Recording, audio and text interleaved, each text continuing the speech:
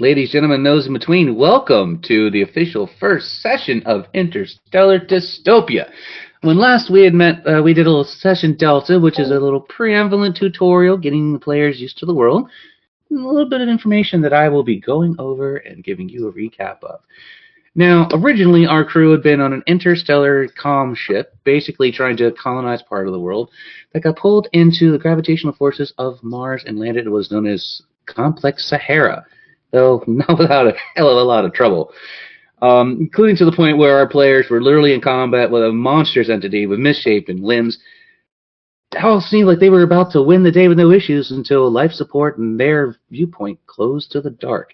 As they got to the complex themselves, waking up in the medical bay, they found that some things were still in working order and others were not quite. So after a little bit of exploration and some hijinks along the way, including some combat with some undead, they've managed to finally make their way to what is known as Storage Facility 1A on the ground floor, where last we had left off with them. So, as we begin our adventure for today, we will move forward from that setting. As usual, my players, when you have a plot point, you are able to tell me what is going on a 45-second timer.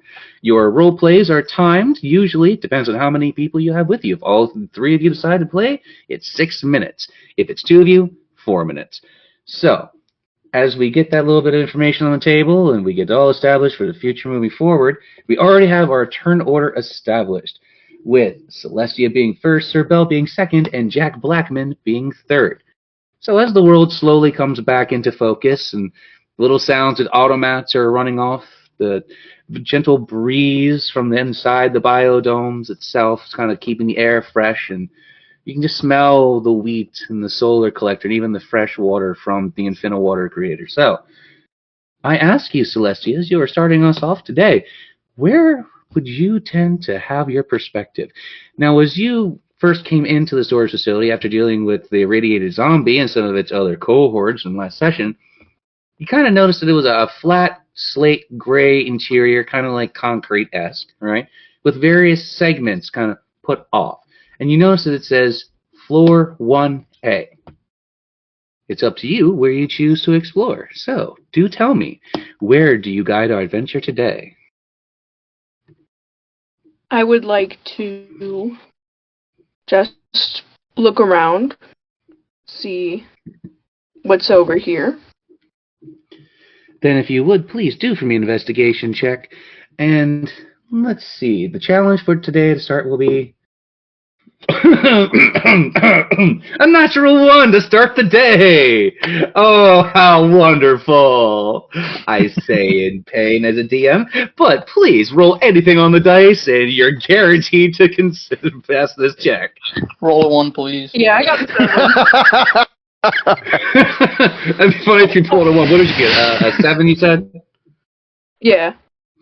On that 7, you're very easily able to discern that there's various storage containers and lines with racks of materials, right? Looks like stacked grains and wheats that are in sealed containers, kind of like to keep them in a safe environment. You notice that there's a fair amount of these containers that appear to just be empty, but they've been marked with what's supposed to be in there. A couple of them do still have some basic supplies, so I'd say about 4 or 5 canisters in the immediate shelf look like they have something inside them, and the rest are all blank. You can see that there's a stairwell to the far northwest corner. Seems like there's a little flickering light in the back corner over it, though, so you can see the stairwell at a distance, but it goes in and out of focus quickly. Obviously, there's blood trails on the ground from where the Zeds previously were. You notice there seems to be one going off to the southeast, behind some of the storage containers.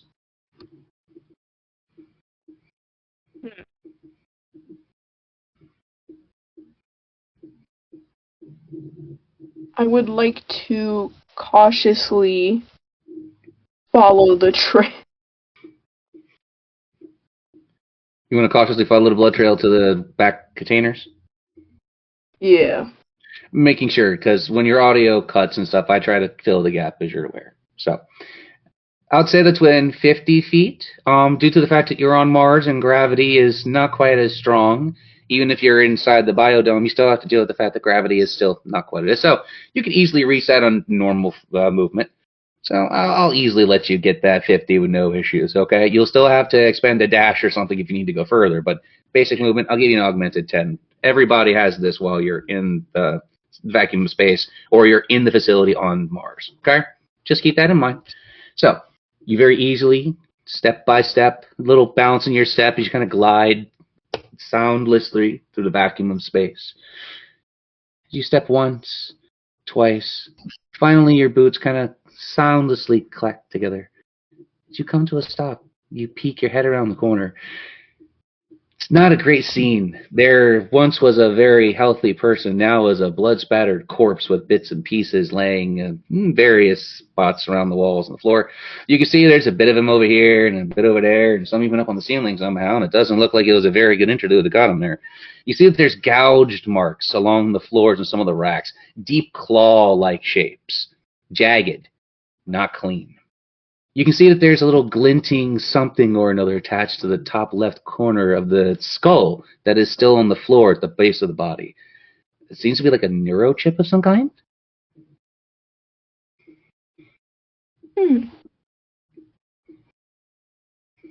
Interesting. Yes, isn't it though? I mean, indeed.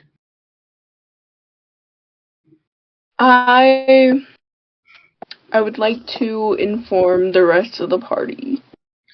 Absolutely. So you can either use the instant messaging system we developed using, telepathic message, or since they're really right next to you, you could talk to them however you wish to do it. Do you want to verbalize what you've seen, or do you want to send it silently? If so, please pantomime what the message will be for the others, okay? I'm just gonna turn around and tell them. Oh, absolutely. Please, I'll give you the floor to do so. I'll put about 2 minutes on the clock for this one. I hate the way you said that. I hate the way you said that. Hey guys, there seems to be a body over here, that seems to have some sort of chip in it. A currency chip? Or just the ones that... I have no clue. Is it one similar to the zombie that we just killed? No, it looks more like a person that got really, really messed up.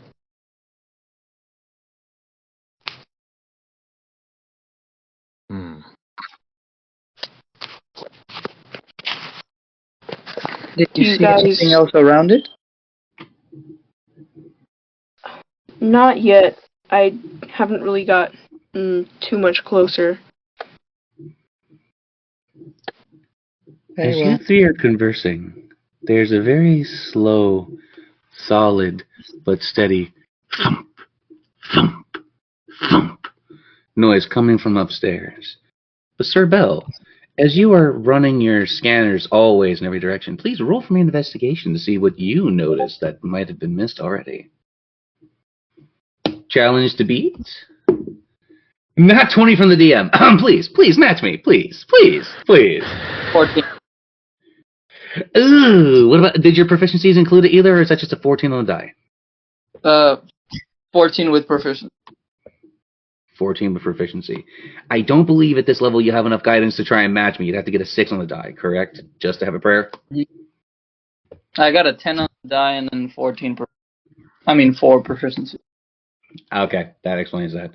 So, even though you have been scanning every type of blood sample since you've arrived, you've been trying to catalog some of the things from the serum, you've been trying to find all the various components to help really understand what it is that EvoCore did to create this monstrosity, why this keeps happening. There's just various components that your computer has never logged before. The only thing you recognize as you are scanning is that the design of the chip means it is a Neuralink chip. It means this was designed to be integrated to someone's brain.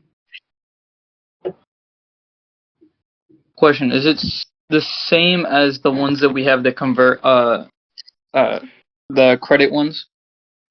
No, it is not a currency chip. It is literally what is known as a telepathic interface chip, or a TIP chip. This is what allows those that don't naturally have telepathic abilities to communicate to other members of crew or other species without moving their lips. This is an artificial construct, very similar to how you were made. Okay. Because Makes sense? I know we had the currency. I didn't know if we had the other one. Some of you will have one of those translator chips, some of you do not. You have a universal translator chip in you that helps you understand the majority of languages. Others, they have to either choose to have the Neuralink chip inserted or not, including Jack Blackman is one of the few that has one right now. Celestia naturally has telepathic abilities from her birth. So there's a balance of how that works, okay? Okay. Making sure you guys are aware. So, since you managed to identify that in Celestia, it is still your turn. Since you used movement, you technically do still have dash, quick action, and an official roleplay if you wish to take. So what else would you like to do on your turn?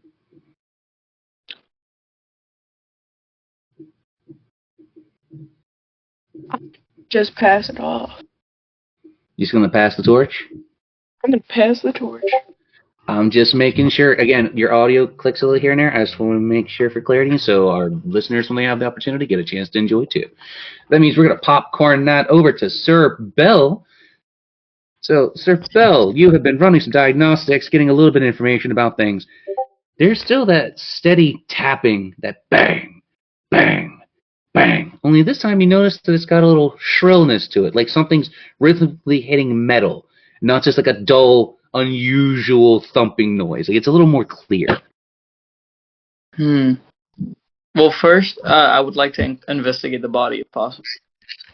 Absolutely. Please roll for me investigation. And okay, this is a much more reasonable dice roll. This is a 14 from the DM. Well, I only got an 8, so I'm not investigating anything.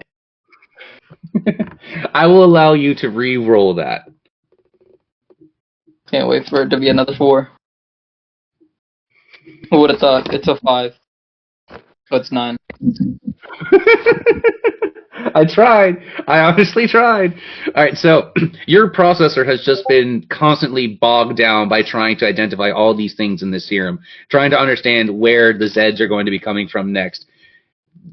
The only thing that you've noticed at this point is that you could choose to take that chip and interface it into your own system to see if you can scan it for information. You could also see if there's any belongings within the tattered remains of the clothing next to the body. Because there's still a rucksack nearby that's a little tattered, mainly intact. I'd like to check the chip. Absolutely. You very easily pluck the chip out with your little mandible extensions, right? And it's so easy for you to integrate. Like, as you open your little chest cavity, you can see the cat's just kind of in there purring, just kind of looking, eyes turning, head turning side to side, eyes darting low. You very easily integrate the chip. I need to roll for wild magic. Un mon. Doobie-doobie-doo, grabbing a dice for this is gonna be fun. Okay, da-da-da-da-da. Ooh! Okay, so you're gonna get a kick out of this one. As you integrate this Neuralink into your mind, the human fleshy bits that are still a part of your integration into a fully augmented warforge, right? Mm-hmm. You start to feel remnants of your old self for just a moment. It's like phantom limb syndrome. Like you can almost feel that you have a human body once more before that sensation dies down. And there is now a miniature copy of you, about 1 foot tall, that's floating in the air next to you. Because I rolled copy entity.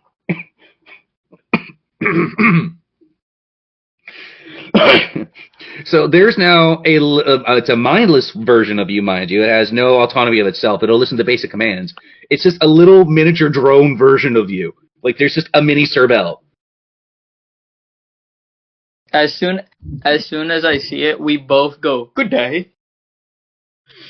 This little miniature bell is linked directly to you. You can control it much like you can Arizona.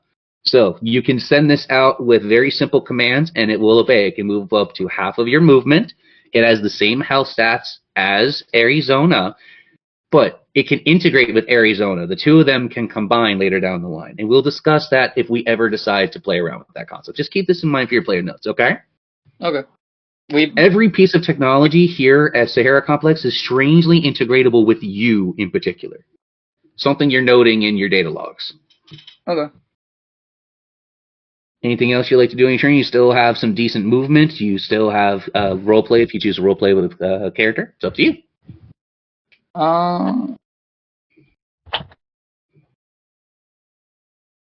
No. All I do is that I pick up the mini Cerebell, and since I'm like practically always holding my like little server tray, he just sits on the server or just stands on the server tray holding a tiny serving tray.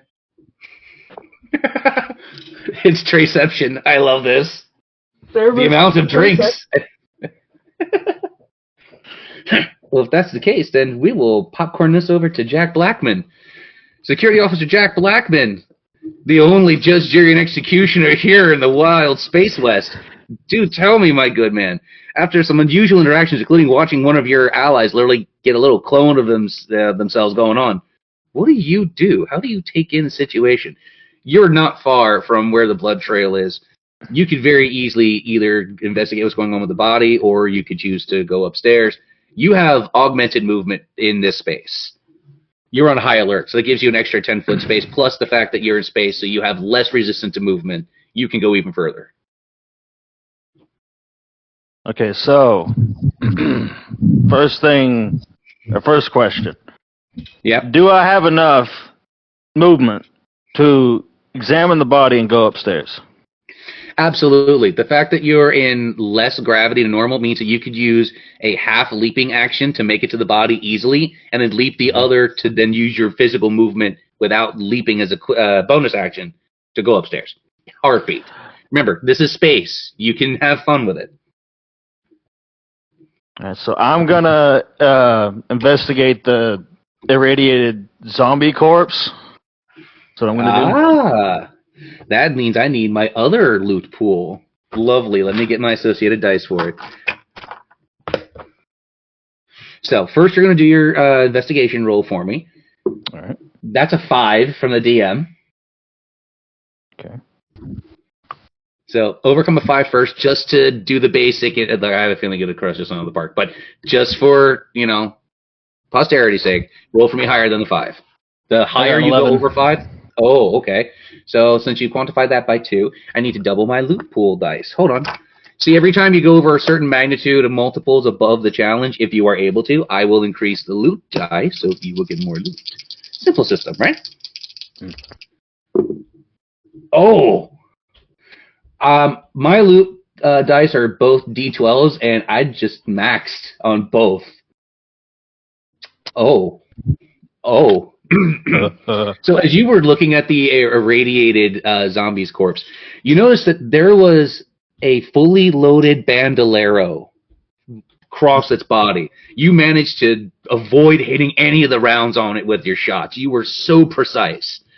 Not a single one was discharged. So as you easily dismount that bandolero and grab it, you now have 10 AP rounds and 10 incendiary rounds that you can expel for free without using your basic quick slots. This will go in yes, these will go in conjecture with your special ability.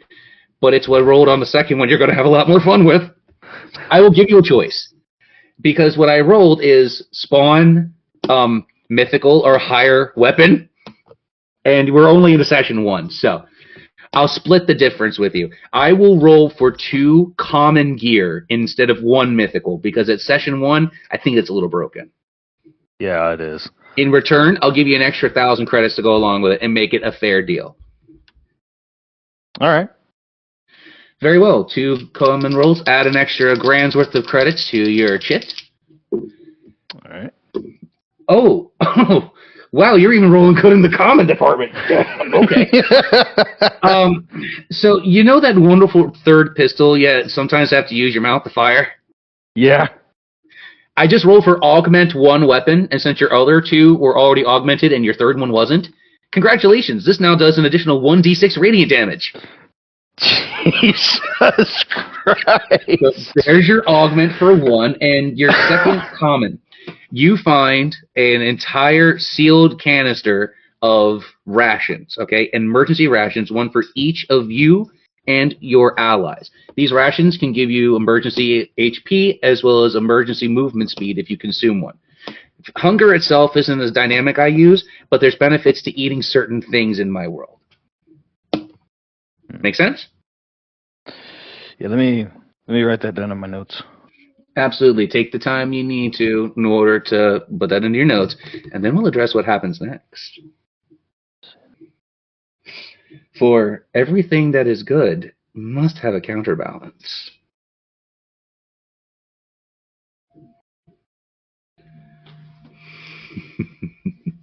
I've been planning this all week. I hope you guys are going to have fun by the time we're done. This is with my third attack, the radiant damage? Yes, whenever you have to use your mouth pistol, basically, throw an extra 1d4 radiant on it. It's like, I threw some sriracha on that round for you. It's beautiful.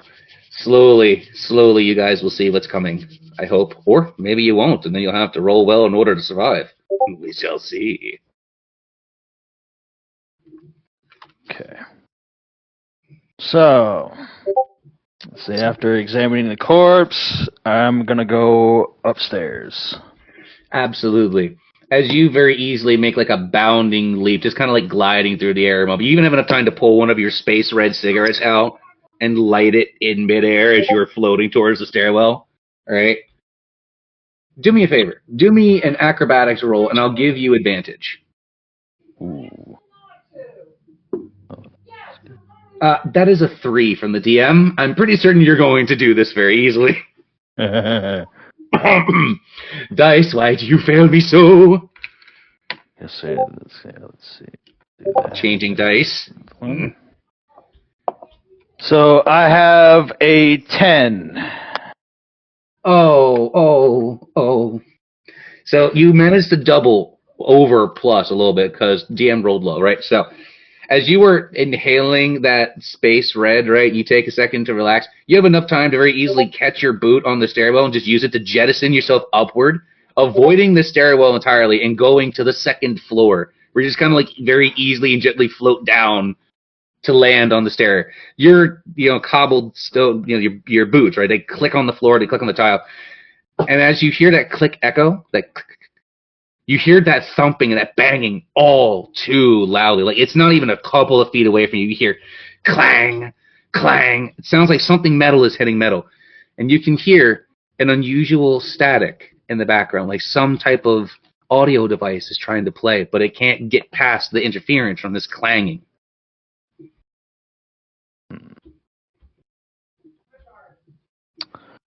I think what I'm going to do is I'm going to communicate with Mr. Bell, or Sir Bell, and I'm going to say, Sir Bell, I need your assistance up here, if you wouldn't mind. Roger that. Moving at once. Beautiful, gentlemen. I'll put 4 minutes on the stopwatch, and I'll let you two have a little fun. Please enjoy yourselves. Starting now. Did you find anything on that chip? It looked like a communication chip, a telepathic one, but when I slotted it in, what happened was that it created a miniature version of me, and then the small one tips to hat. And I'm rather confused with the outcome, but it is not all negative. How about you? I tip my hat towards the little version of Sir Bell, and I'm like, hey, it'll have its uses, I'm sure. But I'm doing mighty fine. How about yourself? I am running a little slow, but capacity is at least 80%.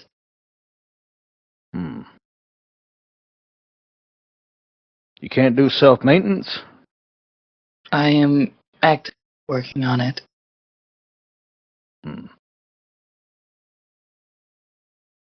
I think I hear another bot up here, but I'm not sure. Would you mind helping me clear this up? Of course. I do think, though, if there is something back there, that we should get the rest of it. Right. And then I yelled down and said, Celestia! Need your help up here, please. Wouldn't mind. Roleplay is extended by 2 minutes to include another player. Enjoy. Well, I'm on my way. Give me one moment. And I make my way upstairs, gracefully gliding across the stairs and just very chill. What seems to be the problem? I think there's a bot up here, but I don't know what kind it is, and I'm pretty sure it might have some useful information for us.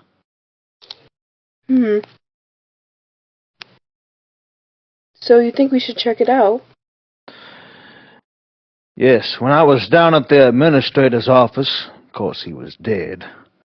When I was down at the administrator's office, there was an audio recording, but I couldn't really make any sense of it. Something about danger and something along those lines. I couldn't really make it out. This might give us more information. That is very fascinating.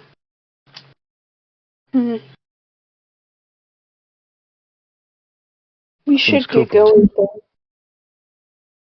Seems like maybe it's time sensitive or something. Affirmative.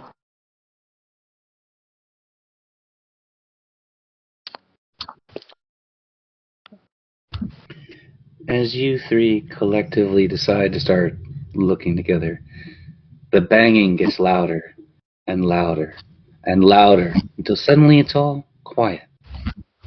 Not a single noise. Just the very distant hum of the auto generators downstairs from the solar fields and the maintenance droids from the wheat fields. Time's returned to you. You have about 2 minutes left. I drop my weapon. Okay. Very strange. I draw my weapons. I don't like the look of this. Me neither. I hear something. Something that I'm not entirely sure of what it is. The eeriness here. It's very quiet and eerie. Maybe it's the universe trying to tell us something. Silence usually means that something big is about to happen. And those are usually when it really, really gets interesting. Roll for me an insight, Jack Blackman, if you would, please. All right. Do better than 11. 12. Oh, one-up syndrome in the player's favor today. As you're racking your brain listening to the sounds, you pay very close attention. There is a noise playing in the background. It's very soft and faded at first, but as you almost hyper-focus in, it comes into startling clarity for you.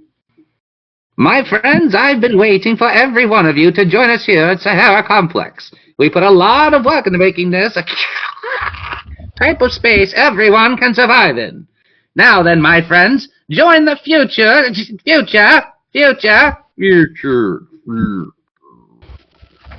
You hear the sparking of electricity, the fizzing sound as if something dies. And then silence once more.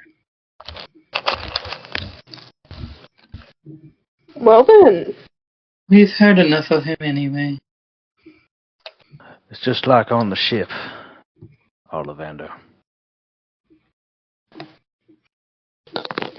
Damn Ollivander.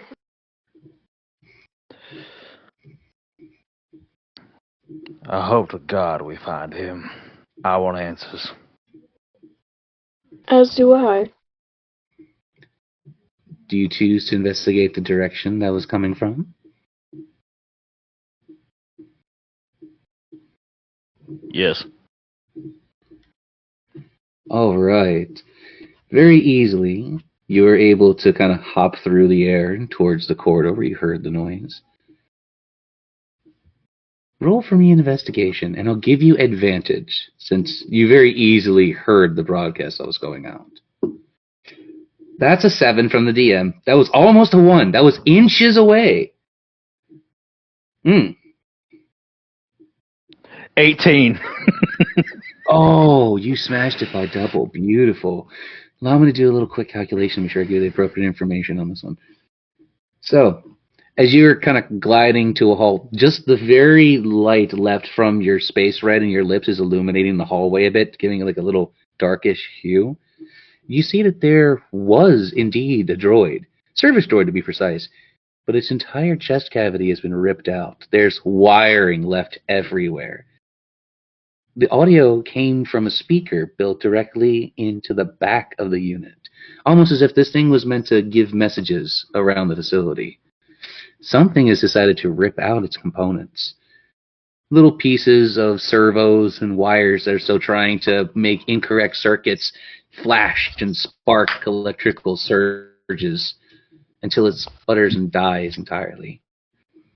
You do see, however, that the systems link is still connected to the droid. You could grab it for some information.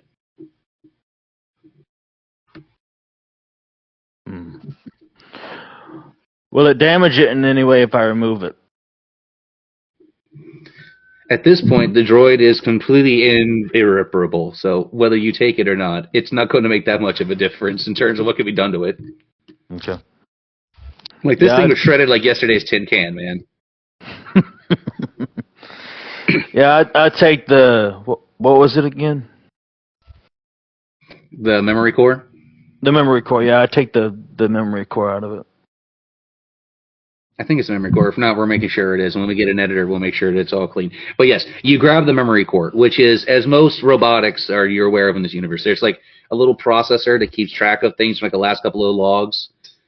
As you very easily, kind of hit a couple of buttons on the main interface in order to access it, you see a replayed video. The droid is doing its regularly scheduled maintenance. You can see that it's inspecting some wires. Everything's fine. Until a shadowed figure emerges from the dark. All you see is the glow of a plasma weapon before the droid's view goes dark. But the audio still holds on. And you hear a earth-shattering before the audio cuts out.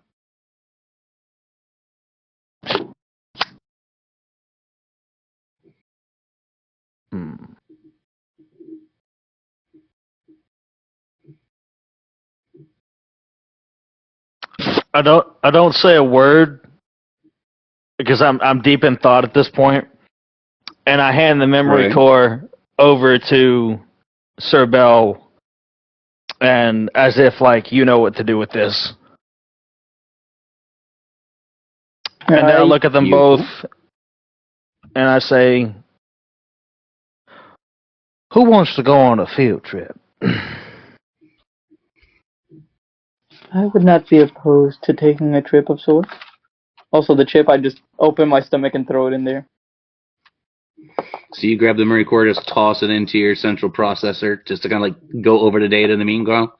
All right, we'll address you rolling for that later, but right now you stick it in the center. No. Just like the cat, not the, because he already saw it. Right. All right. So that would bring us turn order wise to you, Sir Bell, correct? Because that was on Jack Blackman's turn. I do believe so. Yeah. So that would be you, Sir Bell. How do you wish to process the information that's before you? There's a couple of different paths you can directly choose to go. Oh, is it yours? I could have sworn it was Jack, then Bell, then you. No, it's me then Beltrek. Yeah, she's right. Oh, okay. I got confused with the role play. My bad. Thank you for correcting me. So, I mean, even if you Celestia, did I'll skip me, rewind I my was statement. doing Blah, blah, blah. it real quick. I'm fine. I don't want to skip anybody, so thank you for correcting me. Celestia, as you've been going over some of the data from your allies, kind of taking in what's going on, you seeing the blood smears along the floor going up the stairwell, you can see that the droid is obviously damaged because you see, obviously your good ally Jack Blackwood had already managed to interact with it a little bit. Sir Bell's not far away. How do you choose to act? There are immediate doorways towards your north, south, and west, and the stairwell to the southwest that leads to the second floor. You're technically on floor 1. The ground floor is 1A. This is 1B.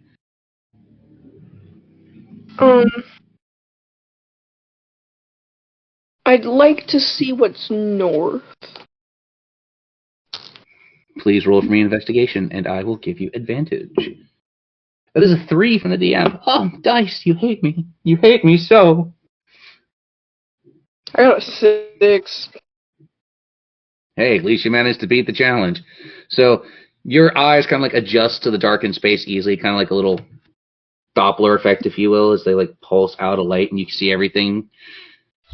Up the stairwell, you see that there's gouge marks along the wall. And to the immediate north, where there is an open doorway, you get a very faint whiff of something in the air, something sweet, almost floral. You see it has the words botanics written above the entryway. Is that lavender? Question mark? Roll an insight to see if you can identify this plant by scent. That's a 15 from the DM. Why do I roll good on the weird rolls? I went up. I got a 16. On a 16, you notice that is not lavender as you first suspected, but that is actually hibiscus.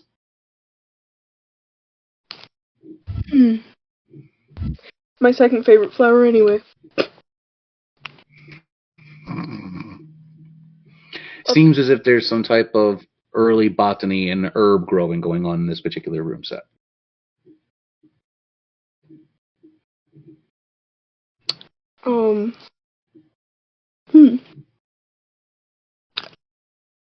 I'd like to go in and look around if I can. You want to go in the plant room? Yes. As you step into the doorway, very easily crossing the threshold, all the lights slowly click on one by one as you as it's limited. There are various types of herbs and spices being grown in isolated canisters. The scent itself that you've been smelling is coming from a small machine that seems to be artificially pumping it through the air. Kind of like a purifying scent, if you will. But there's all types of herbs from Terra here, almost as if they were attempting to figure out a way to grow them easily in the Martian's environment. Makes sense. As far as you can see, there's just herbs and plants in various potted and isolated canisters. But in the back corner, not far from all of them, you see there's a type of storage canister, and it has a little engraving on it. Do you choose to interact? Yeah. As you reach over to the canister, you pop the seal. You pull out a tattered picture, what looks like an elder gentleman wearing fine clothing, walking stick, easily swapped, kind of swoop-style hair, but thinning and gray, big burly mustache, monocle in the left eye. And half of the picture is missing. What you see on the bottom corner is the word Ollivander, establishing Sahara Complex. But the other half of the photo is gone, almost torn and jagged. You can see almost the outline of a hand on the corner of Ollivander's shoulder. When you flip the picture over, you see that there's a series of numbers. The numbers are, and I quote, 1, 17, 3, 5, 17.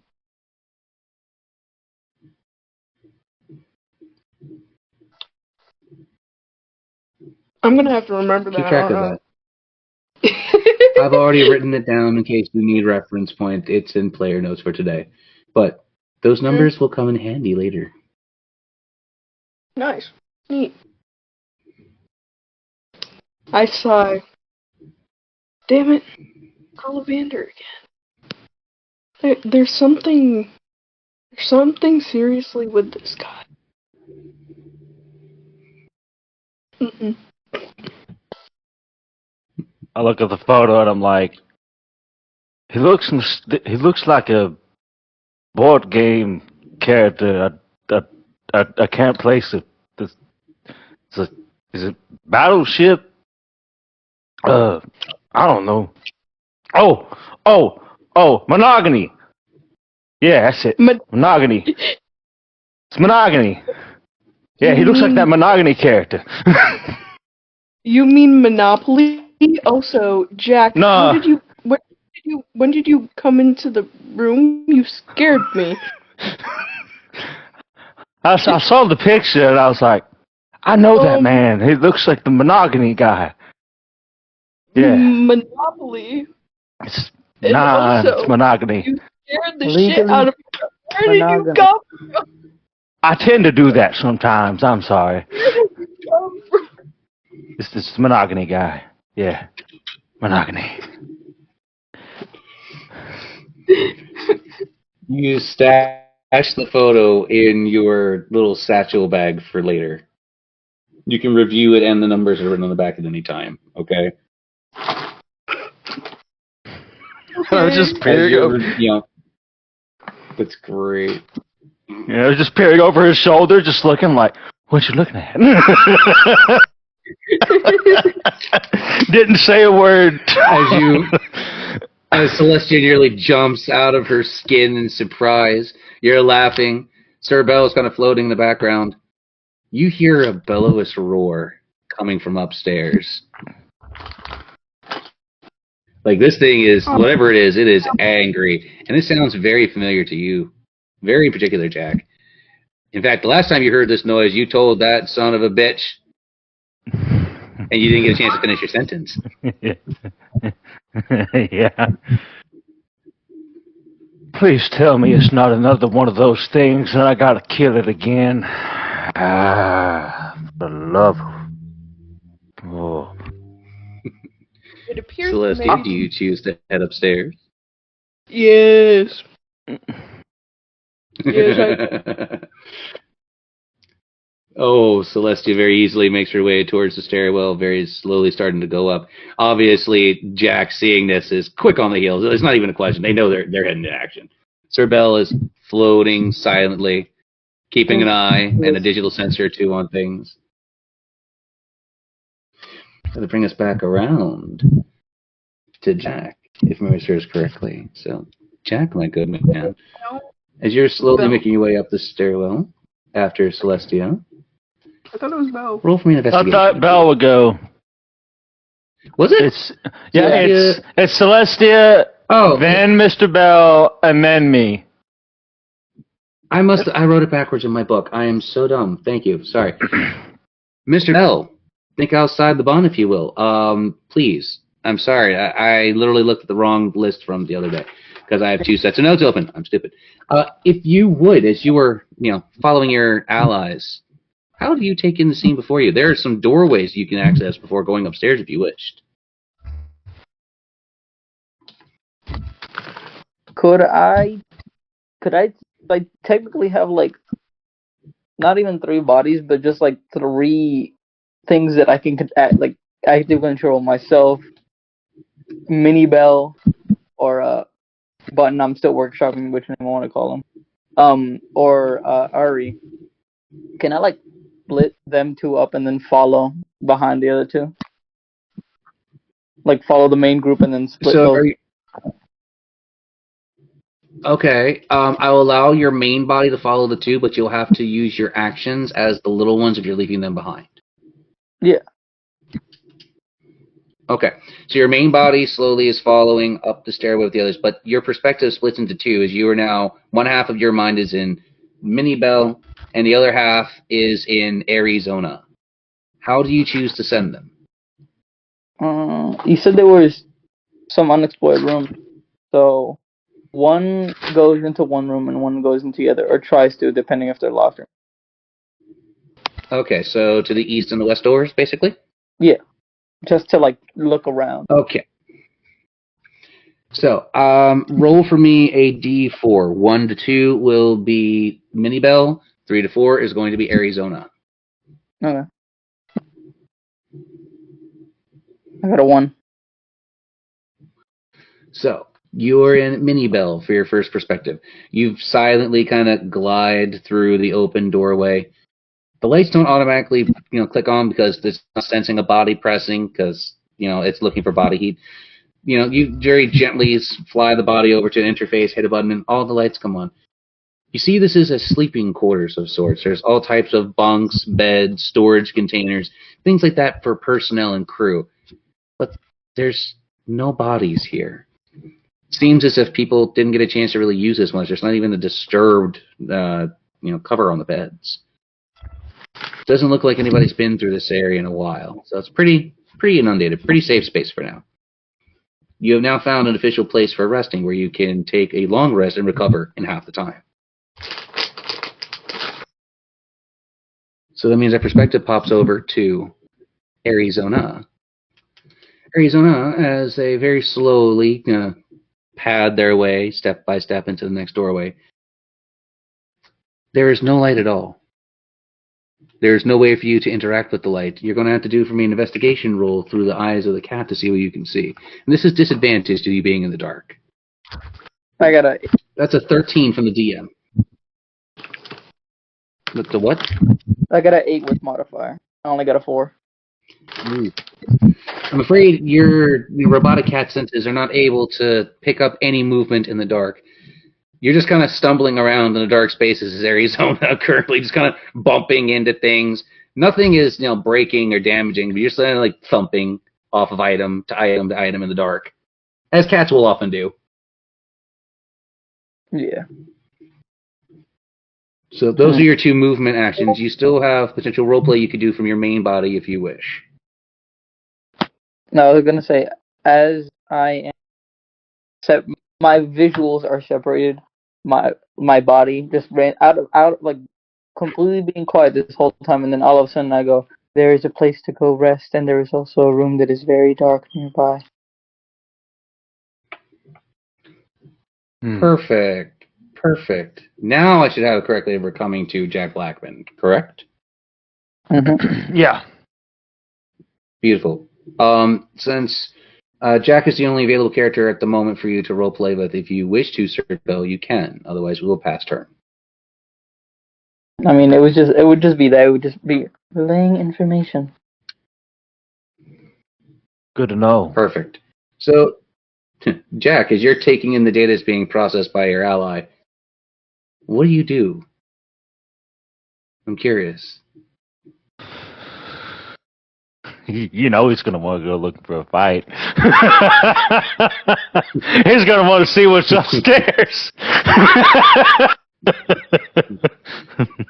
Oh, absolutely. I'm gonna knock another one off the board. You could very easily get to the top of the stairwell. And as you do, the first thing that assaults your nose is the smell of rot and decay. The stench of old blood and iron in the air. An almost imperceptible shambling of something moving very slowly, lumbersomely across the floor. As your eyes adjust to the darkened space, all of the lights in the area suddenly illuminate on, and your eyes take in something of very, very troubling nature. This is no behemoth. What you see is an undead on all fours, with multiple extra limbs sticking out in places. Its entire body is literally laying off extreme amounts of heat. Its eyes are glowing an iridescent green. You have found what is affectionately called the super rat. And as you approach, its eyes hone in directly on you, Jack. My God, you are ugly. It rears its jaw down, its mouth open a little bit, letting loose an unhuman bellow. Roll for me a Constitution save. 13 or higher. All right. Let's see. I want that one. Dang it. I know it'll do the roll if it'll let me. I got a 13. Tech. The one. Oh, beautiful. Beautiful. The bellowous rage doesn't make you move or go anywhere, as normally if you'd fail the roll, you'd be pushed back 15 feet as you have to flee for fear. But you can smell that it's been nomming on something. You can smell rot literally coming in the air from its breath. There's something going on inside that body. And your little built-in sensor to your Neuralink is letting you know that there is slowly increasing radiation levels. Mm. And you're loud, too. You need a breath mint. I can help with that. Since you're in initiative, you swap over to combat. So you have your basic attack, augmented attack, you have plot points at your disposal, you have your special ability. How do you choose to approach the super rad? Let's see. I think I'm going to do... Yeah, let me look at my actions real quick.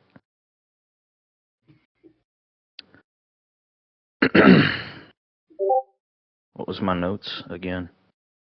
Let's see. Gotta double check everything before I go in.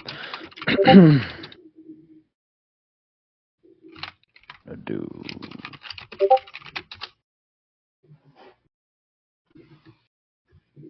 I'm gonna do what I did with the behemoth. So I'm gonna do. Or future tears. I'm gonna do overcharged pulse. So I'll release 2 times the damage, and they cause a paralysis effect, giving the enemy disadvantage. So I'll start with that as my first, and then let me get into my actions here. Hit dice. So for the first shot.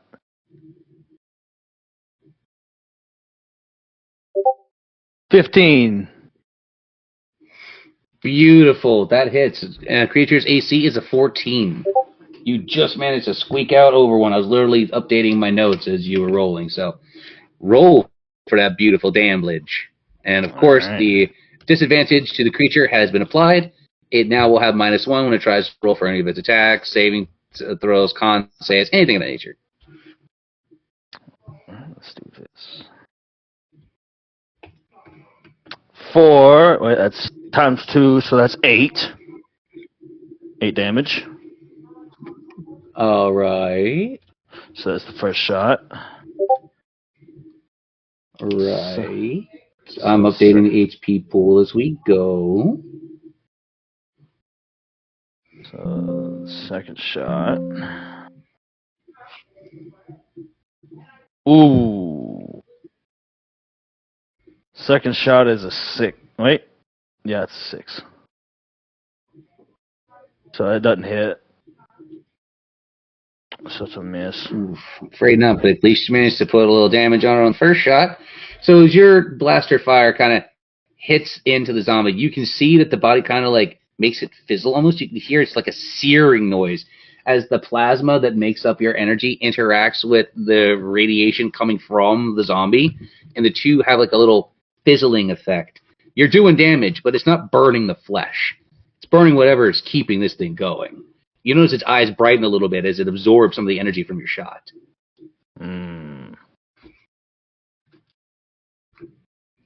So that would mean you still have a little role play if you want it, or you have movement you can still use. So I believe you have the disengage feature. I do. Or yours quick draw. I think. It's up to you, whichever one you would prefer to use. And I'm the only one up here at the moment. Yes, you walked up ahead of the others. They're still understandable coming up. They can hear the gunshot, right? So they hear your blaster going off as they're making their way up the stairwell. Alright, I'm gonna do I'm gonna do action surge, and then I'm gonna do I'm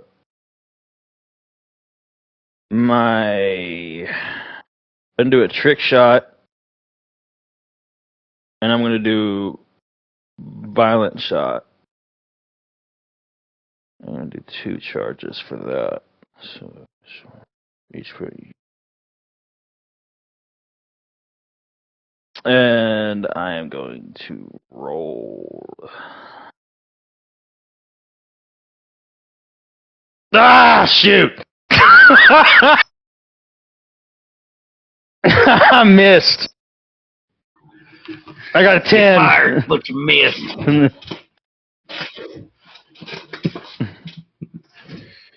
Oh, goodness. All right, well, you gave it a shot, literally, but I'm afraid you just kind of whizzed over the thing's shoulder. The radiation's kind of like pushing the gravitons of the shot up, so the plasma from your shot's kind of like going over the body in an arc. Almost like a parabolic arc. It's going up and then curving down over behind the body. So you like leave a fizzling sizzle mark on the ground, like a little bird mark behind it.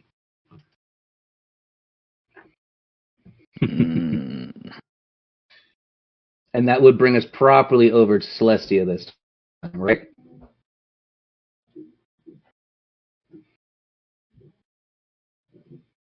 See?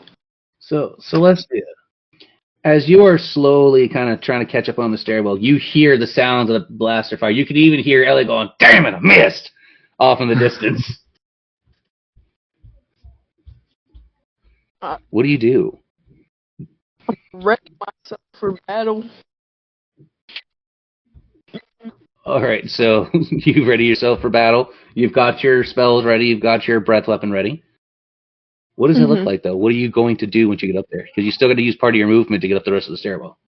I'm gonna since I my movement's kind of like this graceful glide. My graceful glide is gonna turn into this very aggressively like gliding up the stairs. I'm running, but you can't tell, so it just looks like I'm floating, but like really fast. You're like running in midair, but you're only going as fast as you're floating.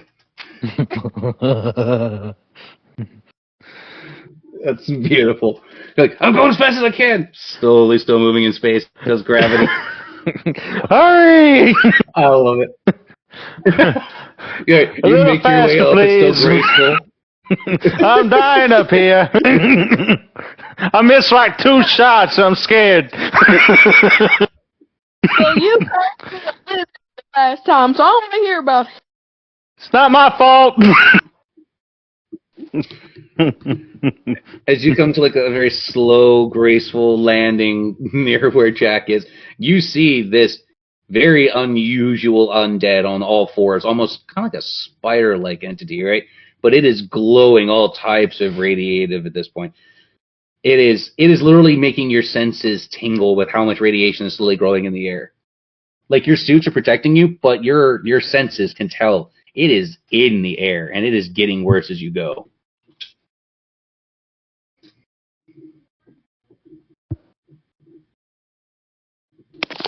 I'm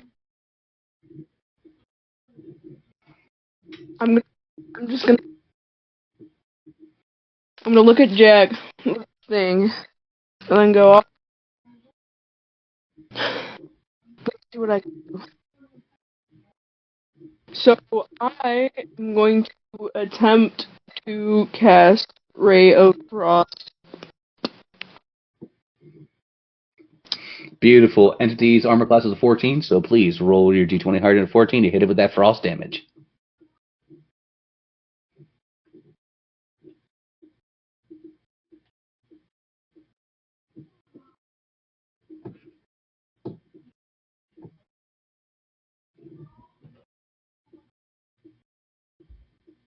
$15.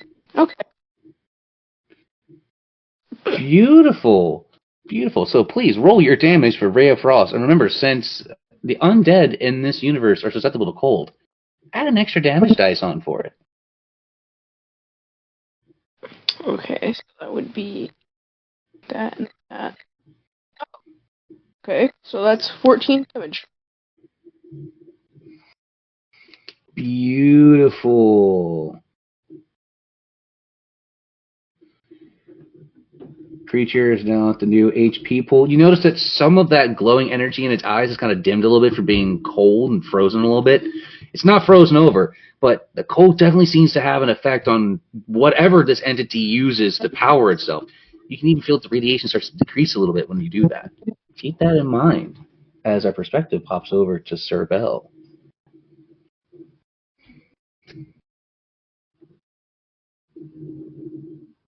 We'll be right back. Sir Bell will be right back.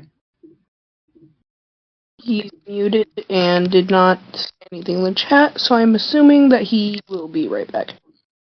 I'm accidentally muted. Hold on.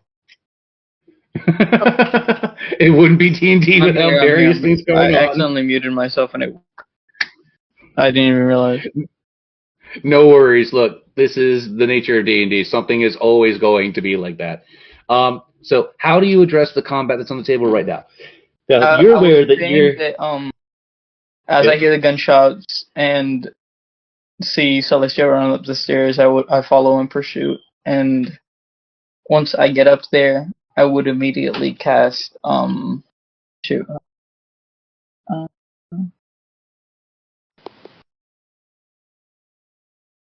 Inspiration on Celestia. Alright, so she'll get a 1d6 on her roll at your level currently, right? I believe so. Yeah, because you're level 3 part. Yeah, that would be correct. Alright, so one of your I'm next... level 1 artificer. Okay. Alright, that would still... I think it's either 1/6 or d6, d4. Check your player notes for a correction there. I think it's a 6, though. Yeah, 1d6. That's what I thought. So, future roll that you choose to use, Celestia, you can add a 1d6 to the result. Okay? Keep that in mind. You still have a primary combat spell you can use, Sir Bell, and you still have physical combat you could choose to do with your current kit. So, what do you choose to do? As soon as I cast not a Bardic Inspiration, I shoot my laser pistol at it. Alright, armor class is a 14 on the Radiated Zed. So, please roll higher than a 14 in order to hit that beautiful damage. Don't worry, I will not be hitting as I rolled a nat 1. Oh, you see that like the plasma energy builds at the end of your pistol before it just fizzles out because you overcharged it. You have to wait for your pistol to cool down before you can try and discharge again. Damn. It happens. Bravo, Mr. Bell. Bravo. And then I cast... Yes? What do you got? I still have a cantrip, right? Yes, you can still use a cantrip. Then I cast Strike on Jack Blackham. True Strike? Yeah. Oh, of course. So, Jack, as you're well aware, you're getting some extra damage, my friend. We are swinging right up to you. That also gives you advantage on the roll, if I remember this correctly, right? I think so. It does. All right. Third time at the bat. The Rad is not very happy. So before you get a chance to take your combat action, because he did have disadvantage, but he can now move, because creatures with me, when they're bosses, they get one turn where they can't move, then all hell breaks loose. So, I have to roll for my current target, so let me get a d4 minus 1. That way it's fair, because I don't want anyone to claim I'm, just targeting. That's a 2. Oh, that is a... Sir Bell? Because I basically went by turn order, right? 1 was Celestia, 2 Sir Bell, and 3 would be Jack Blackman. Okay, so you're going to see that the eyes on the irradiated Zed start to light up for a moment before 2 piercing beams known as Eldritch Blast, currently being cast at the 3rd level, are coming your way. So it's 1 beam for each. All right, so let me get my 2d6s, and it's radiant damage. What is your armor class? Just so I'm aware, because I have to overcome on each beam of your armor class before I roll damage.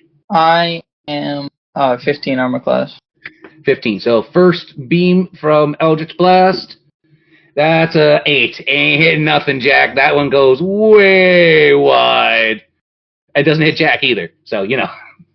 It better not hit me. That's a 20. That's a 20. I definitely hit. Does not get critical damage because with spells you don't double the damage. Physical attacks and stuff like that you absolutely do.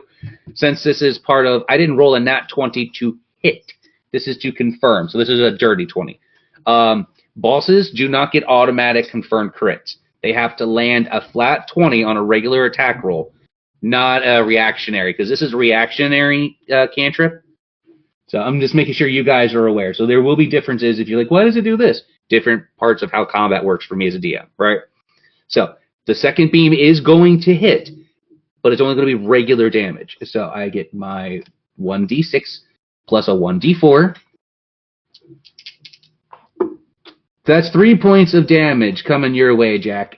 And it's flavored as it looks like burning bright types of energy that leaves your outer jacket a little singed at just like the cufflink, like right around the wrist a little bit. Like you can see a little steam as smoke is coming off, like it superheated the leather in your jacket. 3 points of damage, you said?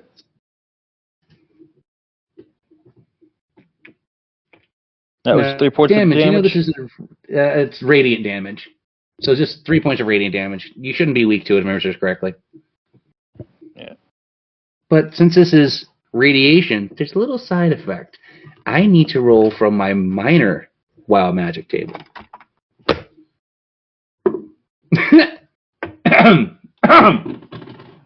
Wow. I did not expect that. On the minor wild magic table, as the two beams finally die off from the body, you see like the undead start twitching and violently thrashing around as his body slowly grows in size by about 1.5 feet. It took minor giant form. So this thing is bigger. Its HP hasn't changed, but it is bigger. It's taking up more space. Those limbs can hit even closer.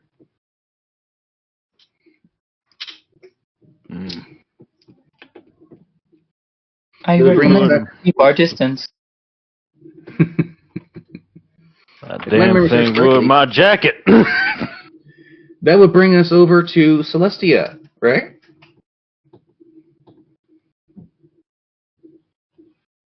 See.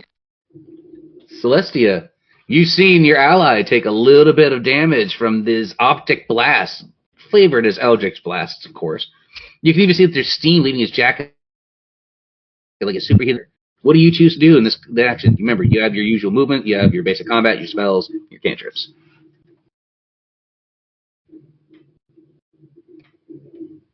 One moment. Holding. While you wait, remember, hit like, subscribe, and smash that button so you can always be aware when we're bringing you more content from this campaign and further coming down the line. Remember, it helps us a lot, and it's very little for you to do. So thank you. You know, oh, never mind. I'll do that anyway. I'm going to.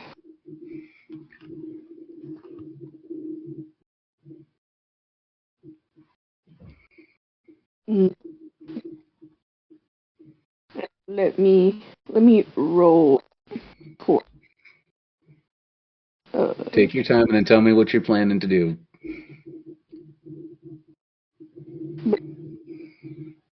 I don't have to use D6 on this if I get a higher number, correct? That is correct. Well, actually, you could still add it. So, like, if you want to add it to your damage or if you wanted to over-succeed on a roll, you still technically could.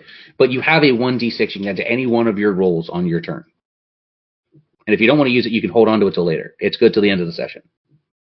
Okay, I got a 18. Oh, beautiful. On that 18, what spell or ability are you choosing to do so I'm aware for creatures' HP purposes? Oh,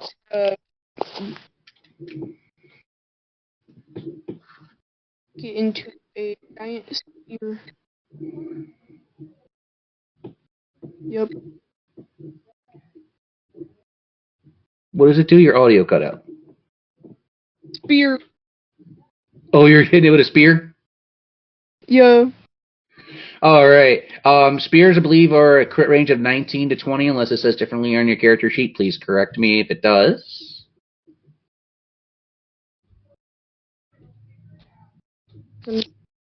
Okay.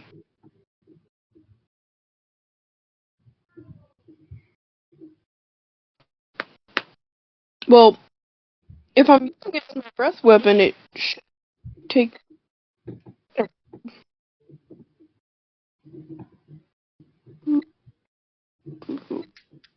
Your breath weapon isn't the same as the spear that you have as a melee weapon, so I'm trying to figure out, are you using, like, your breath weapon, or are you using, like, ice knife flavored as a spear?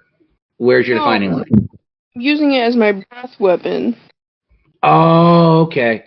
All right, then please roll for me the damage on your breath weapon, since you managed to overcome the armor class. Okay. Yeah, breath weapons don't get critical damage. Ooh. Okay. Add my d6 to that one. Ooh. Add your d6 to it. Remember, since this is cold, you double the damage anyway, because cold damage is a weakness for these zombies. Okay. Well, then I got a 3, and then I double it. I got a 6. You know. Okay.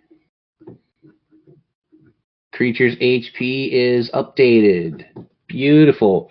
You notice little bits of frost are kind of like hanging off of the Z in places. It's not very happy. It's going to do what is known as Bellowous Roar. I'm going to need you all to roll for me a con save, and you're going to have to do better than a 14. So one at a time. Celestia, Sir Bell, and Jack Blackman. Roll higher than a 14. An 18. 13. I got a 6. To those that managed to pass the save, you do not move, but those that failed move back 10 feet immediately as you have a fear reaction from the enemy's bellow. So you just move back 10 feet from where you originally were. You don't get disadvantage, you don't do anything like that. The creature's not taking an attack of opportunity with your back turned. It's just Bellowous thing that's meant to give distance from the creature. Okay, so that was its... He's moonwalking backwards.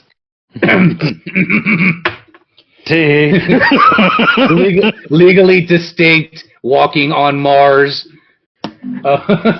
He's Mars walking. Yes, there you go. It's Mars walking, because we're one-upping around here. So that was its cantrip. Now it actually takes its spell action.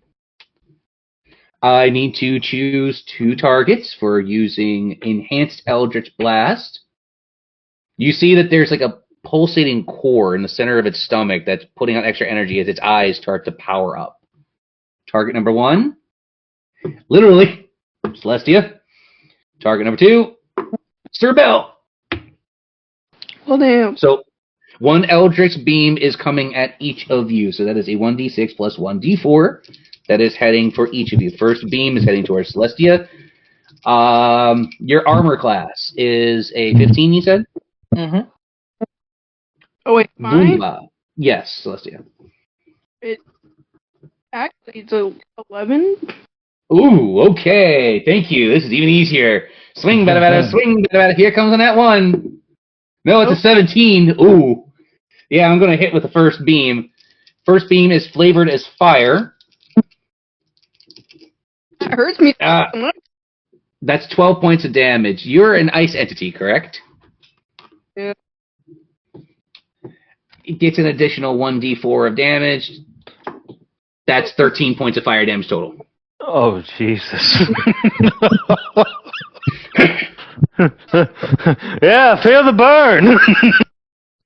Yeah, like some of your natural icy nature is like evaporating in mist around you as you get hit by the fire. You're not dead, but you're hurting.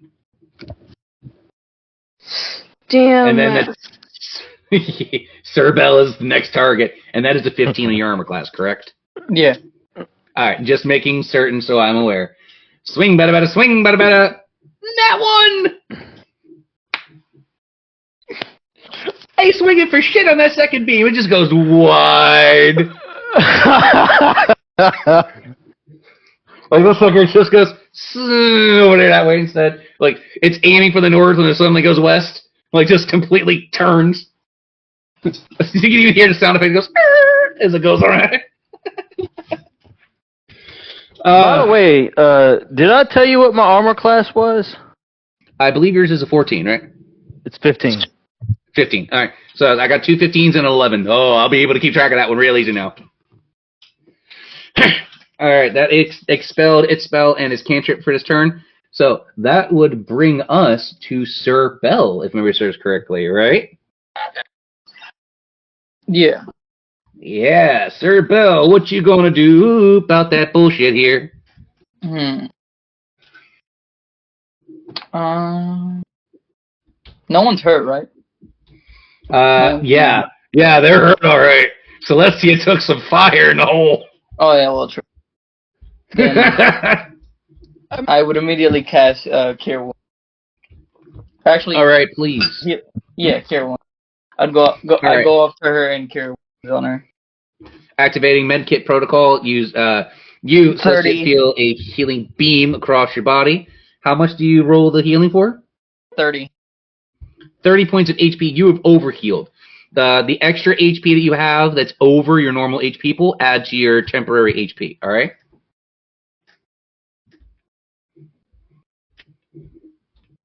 So where do I put it, huh? Okay, so you were healed for 30 HP. You took 20. You took like 13 points of damage. So that access from 30 from 13, right? Subtract out the difference. Add that to your temporary HP pool. So I would go back to full health and add stuff. Yes, and that's what happens when you overheal in this world. Okay, you stack that into your temporary HP. When you take damage, the temporary HP gets used first, and then it goes to your regular HP pool after. Okay.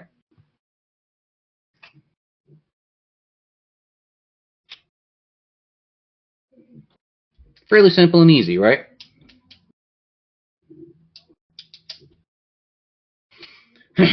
Let me know when you've got the HP there. And Sir Bell, since you used that as, I believe, a cantrip for Cure Wounds, right?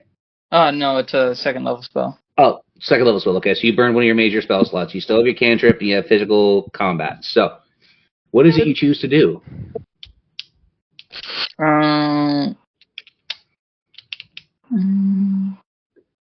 Just firebolt it.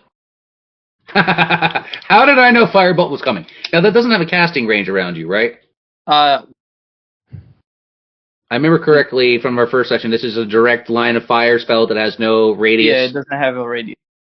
Beautiful. Take aim. Please overcome the challenge of a 14 in order to hit it with that firebolt. Your 15. Mechanical arm just kind of starts glowing like almost a certain Mr. Bark from a different universe-esque. It's a 15, you said? Mm-hmm. All right. No crit, but you're definitely going to hit it with that firebolt. So if you would, throw that beautiful damage. 9. Hold on. That was not the right mathematics. Excuse me, what?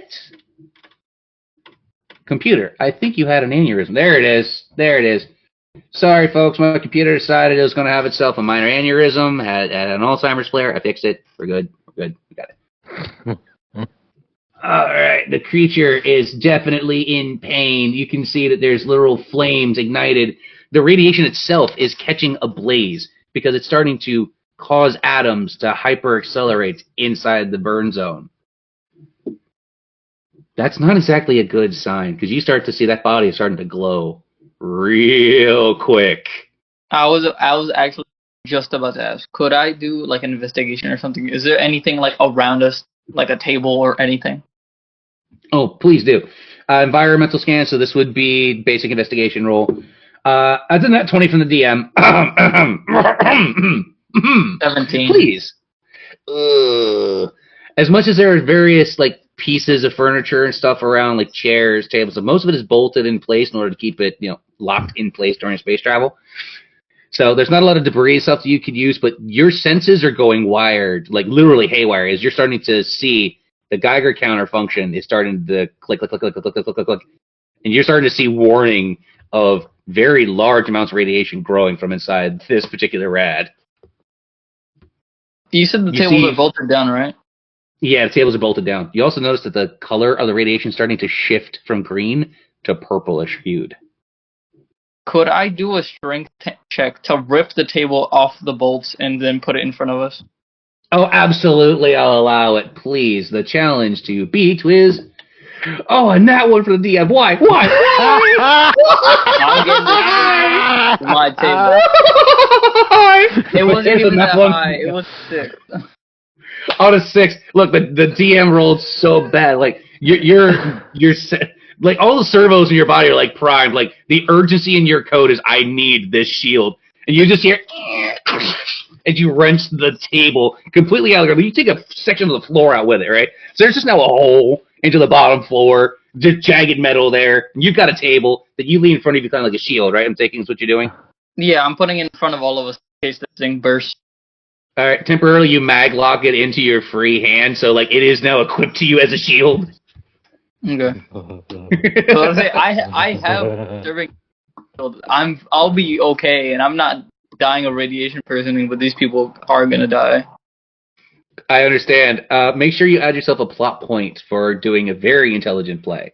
Very intelligent play. Good. As our turn pops to Jack Blackman. Jack, you got True Strike. Remember that for the next roll, okay? So if you roll badly, you can re-roll because of True Strike. Keep that in mind. Let's do this. At least in my world, you can. I imagine just like, screw it, you just reload a shot real quick, see if you can fire one off, right? My guy is pissed because the thing ruined his jacket. You're seething with rage while the zombie's seething with radiation. He's just... The only thing he's grateful for is that it didn't hit his hat. His hat is the only thing it should never mess with. So, anyway. Alright, hit dice. Oh, yeah.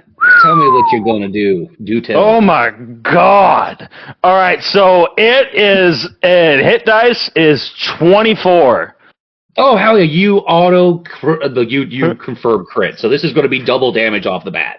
And remember, you have the ability for elemental attunement to your weapons, so you can take a free action to change the element coming out of your pistols to be an element of your choice. Yeah, I'm going to do ice.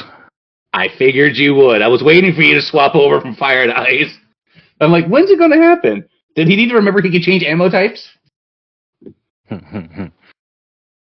You also kind of noticed that bandolero that you picked up earlier, they have integrated chips, so you can easily pop out an ammo type for another. So if you want to use AP rounds in the future, just slam one of the chips to the bottom, and it'll change the ammo that comes out as AP. All right? All right. Just so you're aware, you have interchangeable ammo types. So, but on that 24, you're getting the double damage. So how does that look? What exactly are you doing to acquire that damage? Like, obviously, you're activating the cryonic energy out of your blaster. So that's the formality. But flavor it for us. I got a 22. 22 damage per shot. 22 damage per shot? No, first shot. Oh, first shot. Okay. First shot is 22. So let me subtract that out. Oof. You had blasted off one of the extra limbs. Like, you can just see that the arm is flying through the lowered gravity air, just kind of flipping through the sky lazily with blood spurring around in a spiral. It's like dementally beautiful in a way. Like, you can almost hear like silent music in the background as you watch it flip off through the air before you take your next shot. Do you need to get... Let me get this right. Do you need me to give you a hand there, fella? Or an arm? Sounds like I was reaching for that one. What's your second shot like? I know it's coming. All right, here we go. It's almost like you can hear a subtle on a laser pistol if it could make such a noise. Ooh. Roll again. Dang, I got the same roll twice. Jesus. Oh, 22. Ooh. I got the. No, I mean like when I rolled, because I rolled again. Yeah. Because I wanted to see if it would come out better, and it was just 13, so I didn't even hit. Remember, you have True Strike. You can re-roll that. All right.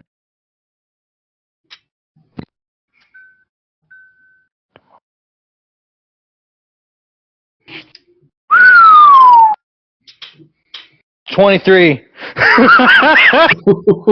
Oh yeah! Again, double the damage and hit me with that sweet spot. Jesus Christ. The guns are putting in the guns, son. It is time for bullet time. 18 damage. Beautiful. Another 18 shaved off of this bad boy. There goes another arm. Now, you kind of notice that wherever the blood falls, you like hear it hissing and melting into the metal a little bit. Like, it is highly radioactive at this point. Like, it is dangerously not cheesy. Oof, bad news. That should bring us back around to Celestia. Yeah. Celestia. The enemy is in a lot of pain. That thing is not happy. It is like starting to froth at the mouth if it could. Mhm. Mhm.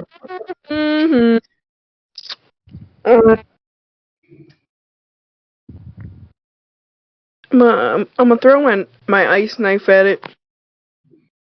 Oh, beautiful. You materialize the ice knife through the air. It's lovely. Your particular shade of blue or whatever color the ice is, because colorblind guy here. You take aim. AC of 14. Do you stab it or do you throw the weapon?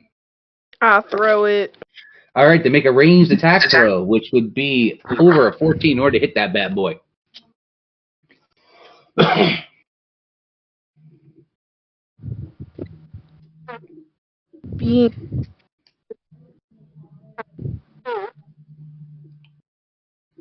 Could you try again? Your audio blipped. I said my computer is being a piece of poo. Ah, as computers are often the will to do. I have a 17.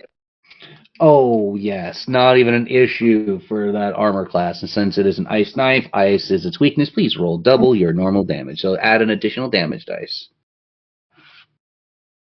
1 for my thing to stop acting stupid.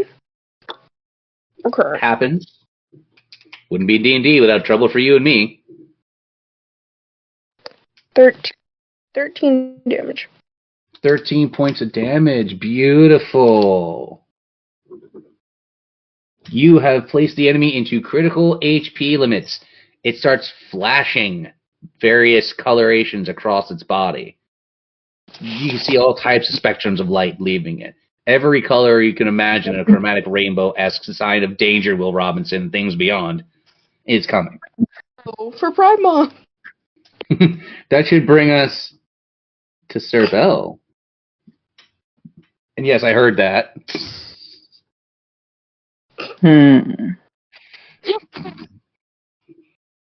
Pride Month zombies can be confirmed. Well, we already know how a zombie sleeps from the practice, so I'm gonna flip this thing. Oh, that means the creature has to pass a DC of 13, not to be asleep, right? No, it was 12. It's 12? Please get in that one again, please. You cursed me! No! Yes! Is that easy? I rolled because it's got disadvantage. I rolled a 2, which makes it a nat 1. So it is pissed off, it's angry, but it suddenly just slumps asleep as you hear, The radiation and blood is dripping from its body, singeing the freaking metal underneath, and all you can hear is, because the zombie has been left in sleep, mid-word as always. Like, just insert sound clip of, zombie every time now. But sleep was successful again, my God. Oh. And I just look at Sir Bell. I'm like, Sir Bell, it is always a pleasure.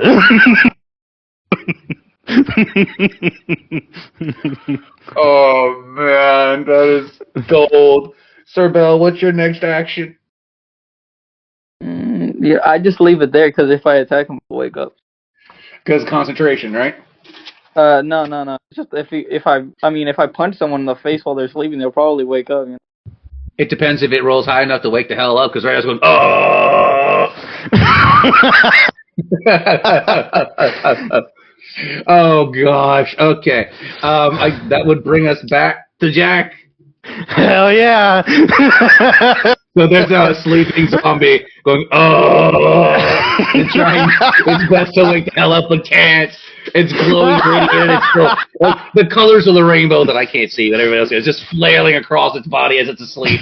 Like it's a ticking time bomb just waiting to go off. And all we can hear is the detonator switch just, oh. Jesus. My God. Somebody's God, because this is something else today. Oh, I got a 14.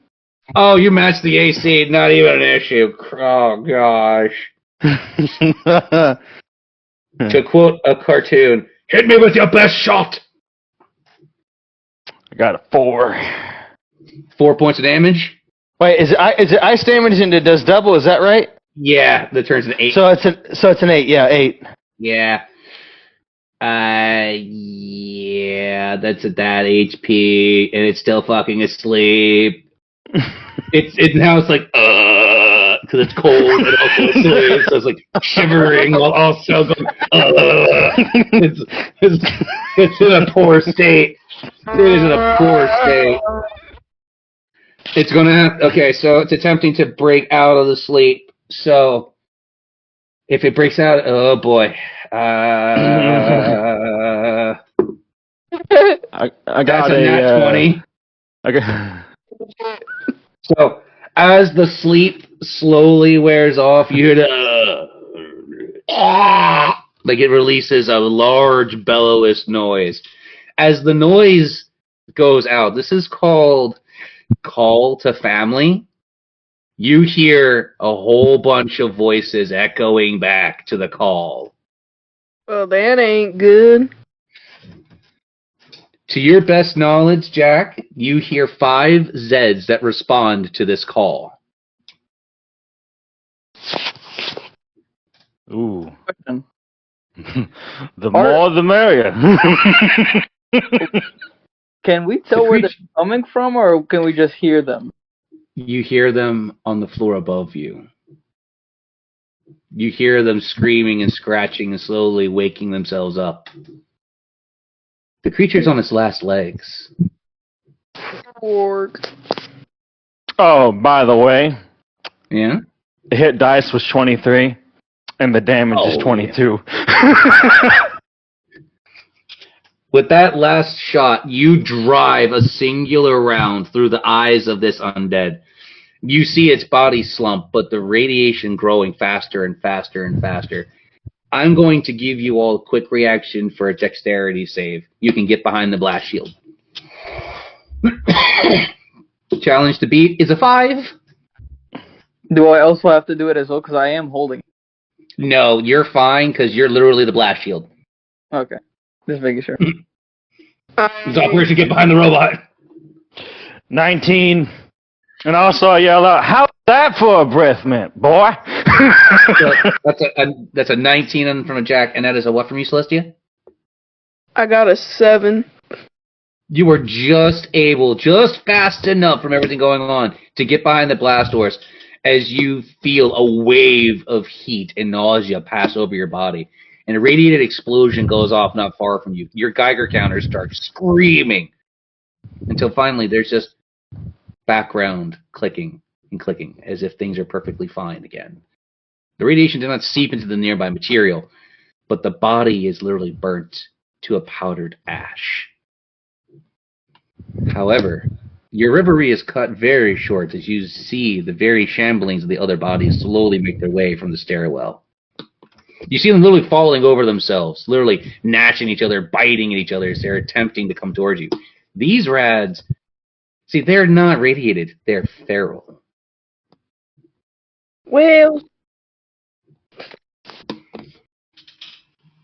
Gonna add that to my scorecard. Who's counting? What are we keeping score of? All the big nasties that I kill, plus these. I think that's 4.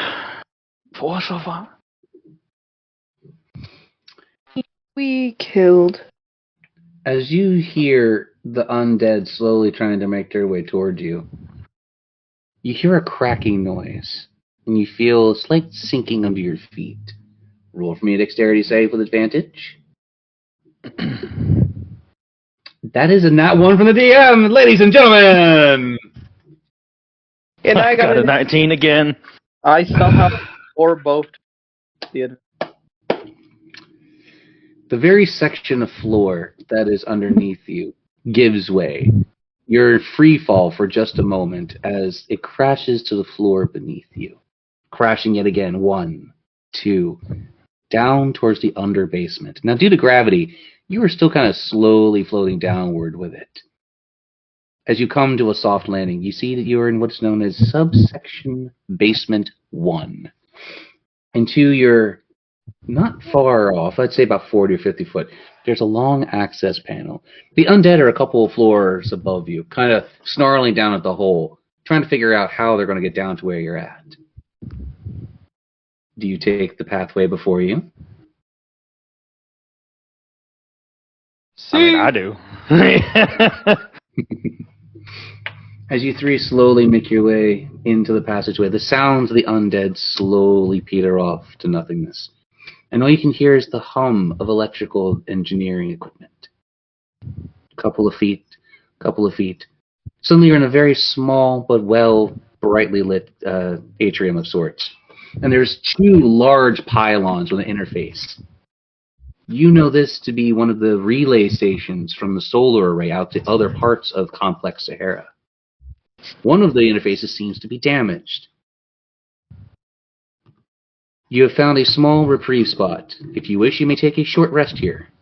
So I'll allow you to regain some of your spell slots and your cantrips. Do you choose to take a 1-hour short break? In-game? Like in-universe? I do. Alright, then please return half of your cantrips and half of your spell slots.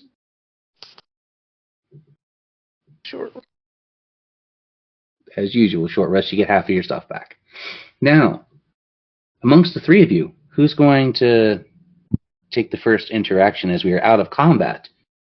That would bring everything back to Celeste to start us off. So, Celestia, what do you do in the new environment since you've had a little bit of time to rest and familiarize yourself with it? I like to roleplay. Absolutely. 1 target or 2, so I know how much time to put on the clock. 2. Absolutely. 6 minutes on the clock. Have fun with it, you 3, and I'll see you on the other side. Well, interesting. I look at my pocket watch and take a drag off the cigarette that I got in my hand, my Space Reds. I say, well, could have been worse, but it wasn't any less fun if you still got time to spare. These things are everywhere. I should say so. You've encountered more of them. Encountered anything. We've seen more of them than people. I feel like with the memory core that Sir Bell has, I feel like what we need to do is, concerning the broadcast, I think we need to find a broadcast station. See if there's any kind of signal or any other information. I don't know if we need to stay here any longer. Especially if there's more things of those types of Zeds around. If you get my meaning. Yeah, and sounds like we may have to find a way to get to another part of this.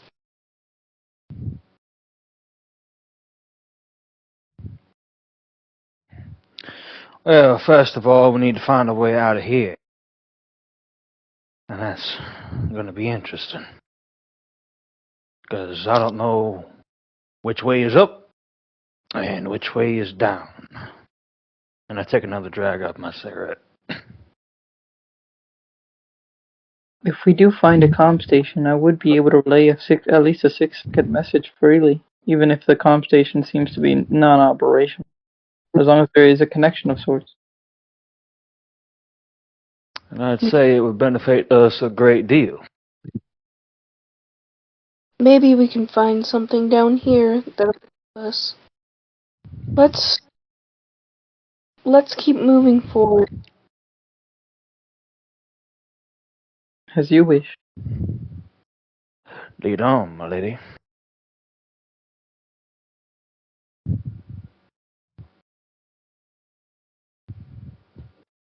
And As you three are exploring, I will give you a choice, Celestia, as you're the first to take action. There are two immediate doorways to your west and your east. Both have an unusual marking above them. Which door do you choose?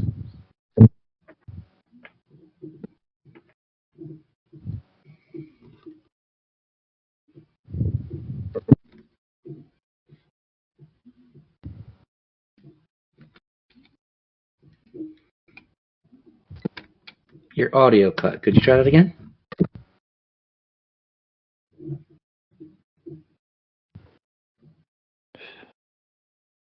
She might have to leave party and come back. Yep. Worst case scenario, we can always just edit it when we get that far. So, how about them space burgers, everybody? They're going 2 for 1 now at Spaceys. Remember, show them your Sahara Complex discount card and make sure you let them know we're ready for you. Now, back from our technical difficulties to our regularly scheduled D&D. Celestia, there you are. Your audio is back. So, door to the west, door to the east. To the west. Door to the west. Do you choose to investigate the door before you walk through? Yeah. I won't even make you roll for this one. As you slowly make your way through the doorway, your eyes alight to what appears to be a swirling symbol above the door. Almost an infinity symbol. Right? As you cross into the threshold, you see that there's a whole bunch of technology everywhere. There's types of machinery, various states, of some are running and some aren't. You see that there's a panel box in the back corner that's emitting sparks. There's a few damaged relays. What you see is one of the backup generators has been damaged for the complex. But that's not all. There's a small doorway not far to the northeast inside of this area.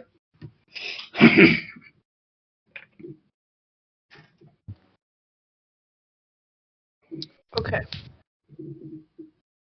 You may choose one at this time. So what do you do? Inspect the relay or go through the door? Inspect. You very easily, when you... Because I have an idea for the other thing. I see. You walk up to the junction box that has your complete and total focus. You notice that a number of relays that are supposed to be connected to one another via color coding have been severed. You could very easily repair them with a little touch of your magic. I'm gonna boop it with my. Please roll for me higher than the challenge of a 3. Just roll me higher than a 3 on a d20. I got 11. No problem. Like a little spark leaves your finger, floats through the air, and attaches to the box where you see all the wires kind of knit themselves as if you just cast mending for free, right? Yeah. So all the wires reattach, and you start to hear a boot-up sequence begin, and a robotic voice plays out in the nearby area. Complex Saharah, subroutine 1. Power restored to error, error, error. Reloading, reloading. Welcome to EnviroCore, your friendly neighborhood expanse out in Mars. It's our job to bring reality to you. Are you a new administration? If please, walk up forward and register your fingerprint with the AI Assistance Program. Remember, we can't help you until you help us. Do you choose to register your fingerprint?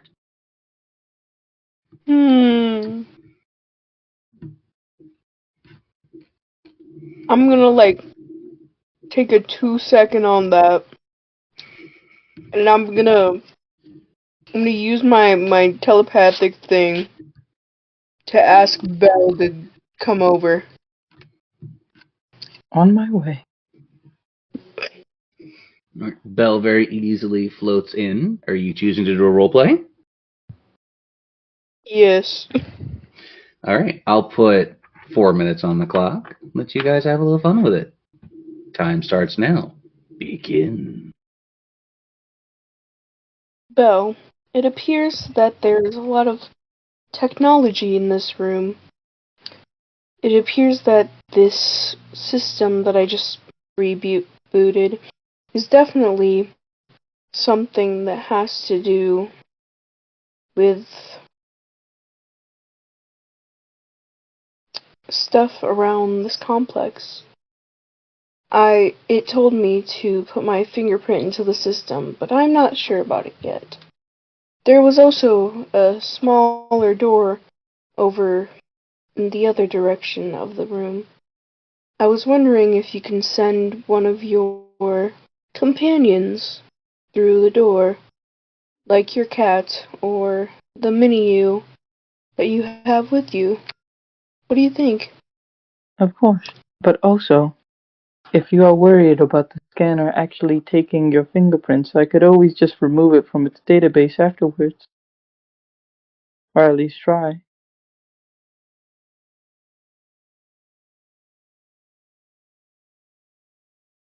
I would like to put my fingerprint. You press your finger very easily to the interface. I'm pausing the roleplay timer just so you guys will have your time returned to you. You press your finger up to the display. You notice it scans your whole body for a minute before you hear the automated voice ring out. Welcome, Administrator Celestia. It'll be our pleasure to provide to you all the services at the Sahara complex. Please choose your interface now. You see there's only 2 options available from this hub. Reactivate array and initiate repair protocols. Initiate repair protocols. You notice that as soon as you hit the button, various things around the station start acting a little funny. Machines turn on and off for a minute, a couple of things were to life before shutting back down. Everything seems to be slowly restarting itself up around various parts of the complex. You get a notification onto your intercom. It seems as if one of the complex maps has finally been uploaded to your all's HUD. So you can literally see parts of the complex now. 2 new buildings have come online from you repairing this relay. Research and development, and the vehicle bay.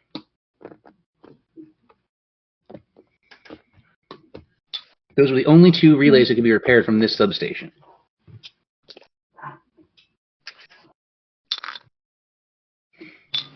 Do you still wish for me to remove your fingerprint from the database? Leave it for now. It could serve some use. Very well. And then, as she says that, my stomach opens and releases Ari. She goes into the next room. And the room she said that one of them should look in. The cat very easily and silently pads over, brushing against the doorway before it opens with an electronic hiss.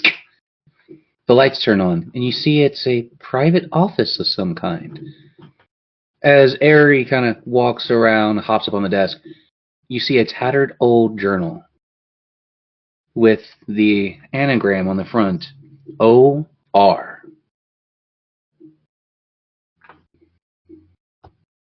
It seems that it was a room belonging to someone called O.R. Isn't that guy named Ollivander? Maybe his last name has an R in it, or something like that. Perhaps. It is a possibility. It is. Do you choose to investigate the book? Yeah, turn a few pages. Slowly, you begin digesting the information in the book. Page by page, you take it in. Before, almost subconsciously, your audio processor starts reading the story aloud in the voice of he who wrote the book. I don't know how long I've been working at this damnable station. It's been too many lunar cycles since they put me in this office. They thought I could bring a dream to life. They thought I could bring their ever-hovering, ever-dreaming paradise and bring it to their grasp. But they were wrong. This hallowed existence here in the middle of nowhere, darkened and stars amongst, brings nothing but suffering and decay. Why, if it wasn't for my experiments, I'd be positively bored careless here. But they may never know what's really going on. If for even a moment anyone suspects what I'm working on, everything we've ever prayed for will come to a startling halt. They'll never find the lockbox. They'll never have the key. I've made sure of it. Those pricks at Evil Core will rue the day they ever removed Ollivander Rest. I'll see them all suffer. All of them will suffer. I've got to get that looked at. And that's the last thing that's written in the book.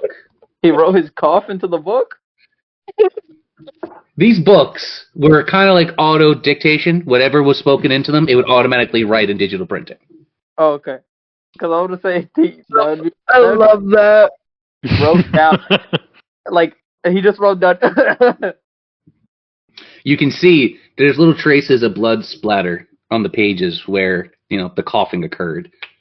Almost as if he were sick with something. Do you wish to do an in-depth scan on the DNA present? Yeah. Please, roll for me investigation, give yourself advantage, and do better than a 6. I got a 13. Fine. On 13, you notice that, yes, this is indeed blood registered to one Ollivander Matthew Rast, former head of the Saharah Complex. But it doesn't have an official date of death, and there doesn't seem to be any known burial sites listed on the complex's logs. It seems Ollivander died of ligma.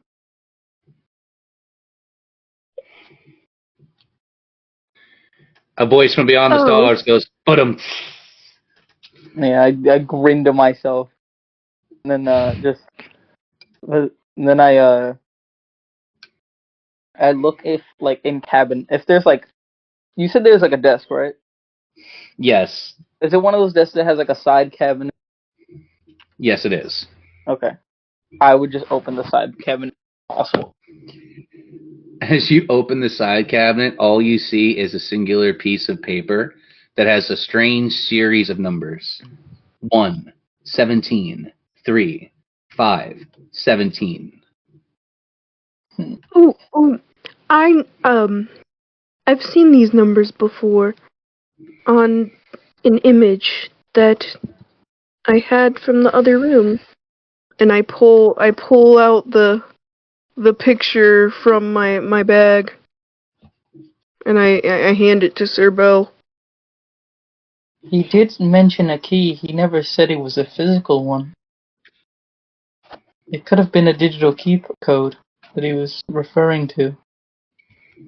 But although he does sound quite old-fashioned in his way of speak, so maybe I am incorrect.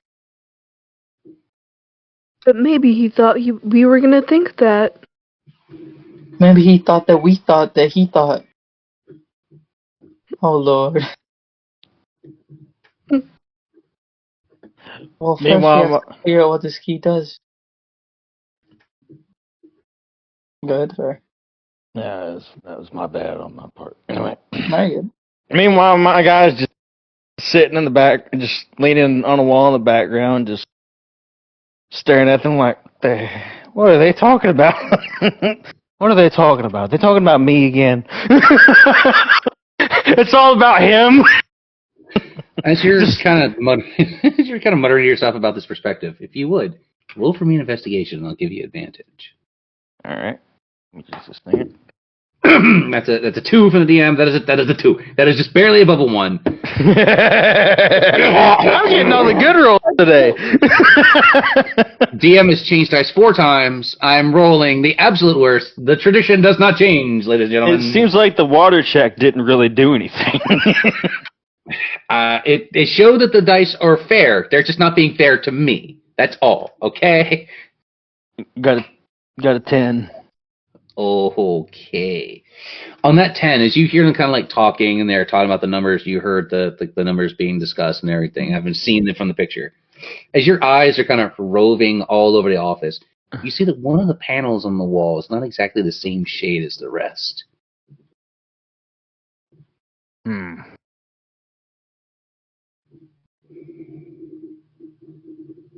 I walk over to it? Absolutely. You very easily walk up. Let me take a look-see and see what's in here. A small window appears from the side, and a LED display appears where it's scanning your whole body. Identity confirmed. Security Officer Jack Blackman. Thank you for entering EnviroCore's administrative building. Have a nice day. You see that the little panel disappears. There's a safe with a glowing interface, and it's looking for a series of numbers.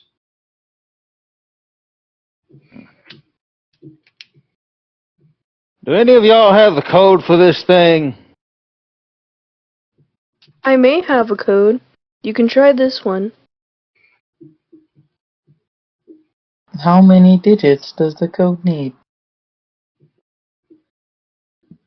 You see 5 spaces. 2 inputs per space. Needs 5.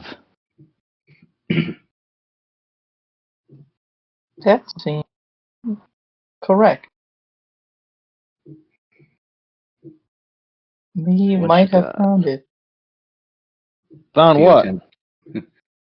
Who attempts to put in the code, I wonder? Do you want to roll off against each other to see who tries to put it in?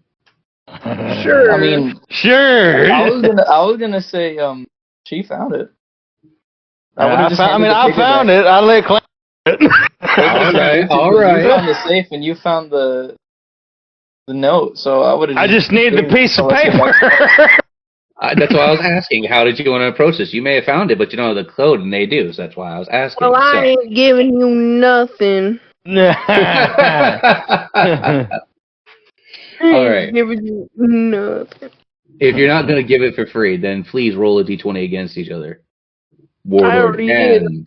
did for him to. Okay, so what's your d20 roll? 17. 17. All right. Jack, what do you got? 14. Bet. All right, so in order for this to happen, you're going to have to agree to a 50-50 split on this. Otherwise, we're going to be locked here at this puzzle. Are we going to stay locked at this puzzle? No. All I want is the code. Guys, That's all I want. Cooperate. We are literally the only people here. It's like I do like a both arms open and like start looking around the room, and there's literally just us in this empty space station. Why are we fighting over who gets to open the safe? Well, I found the paper in the other room while I was investigating. I thought that it was just right that I should put it in.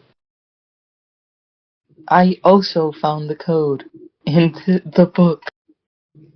Yes, but I found it first. But Mr. Bell.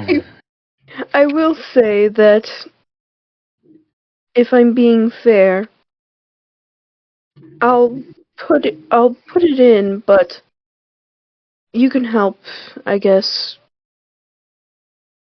I mean, all I'd have to do is have Mr. Bell hand me the book, and then I could enter the code. Yeah, how about that? That works. Perfect. Yeah, I just say the code. I can't remember the code already because I'm forgetful, but Sir Bell would just say the code out loud.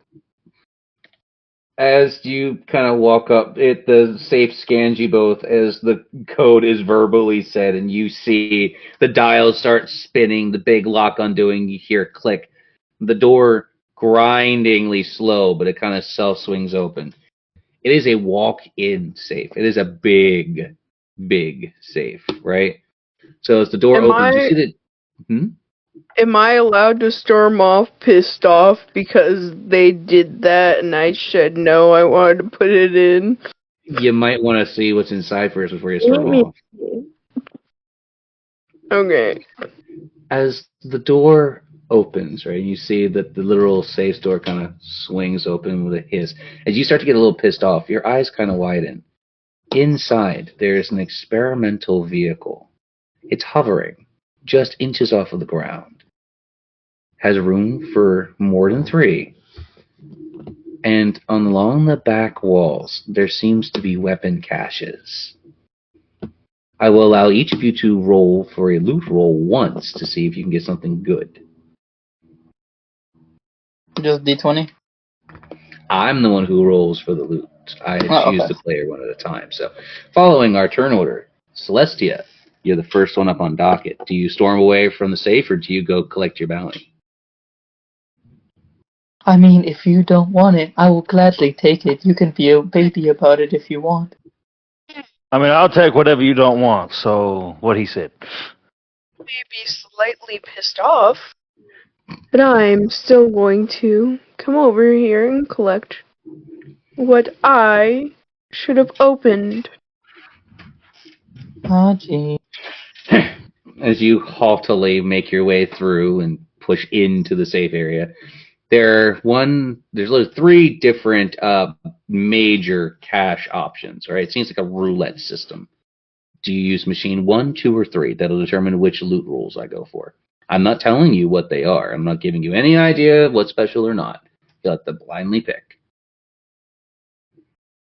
For simplicity, we'll call it machine A, machine B, and machine C. C. Going for C? Yes. All right. Rolling for loot. Oh. Oh my. So, as you kind of walk up to the cache and you rip open the top of the canister, you notice that there's a series of plasma grenades. There's about 5 of them on a attached clip you could claim.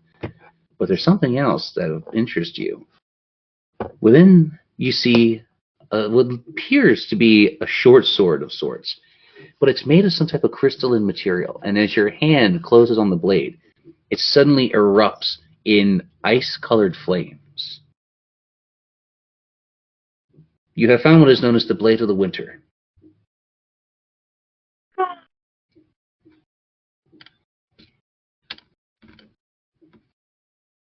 It's cool. It does 2d6 ice damage. So keep that in mind.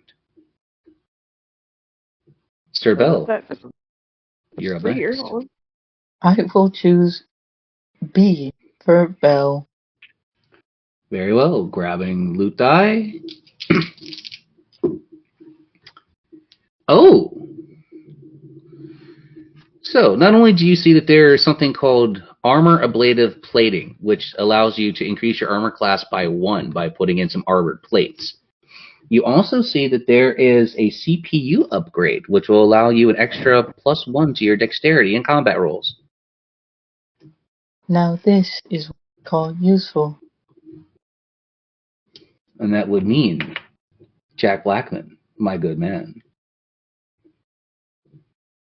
It leaves My you guy. with George Peter Egg. My guy is eyeing that vehicle.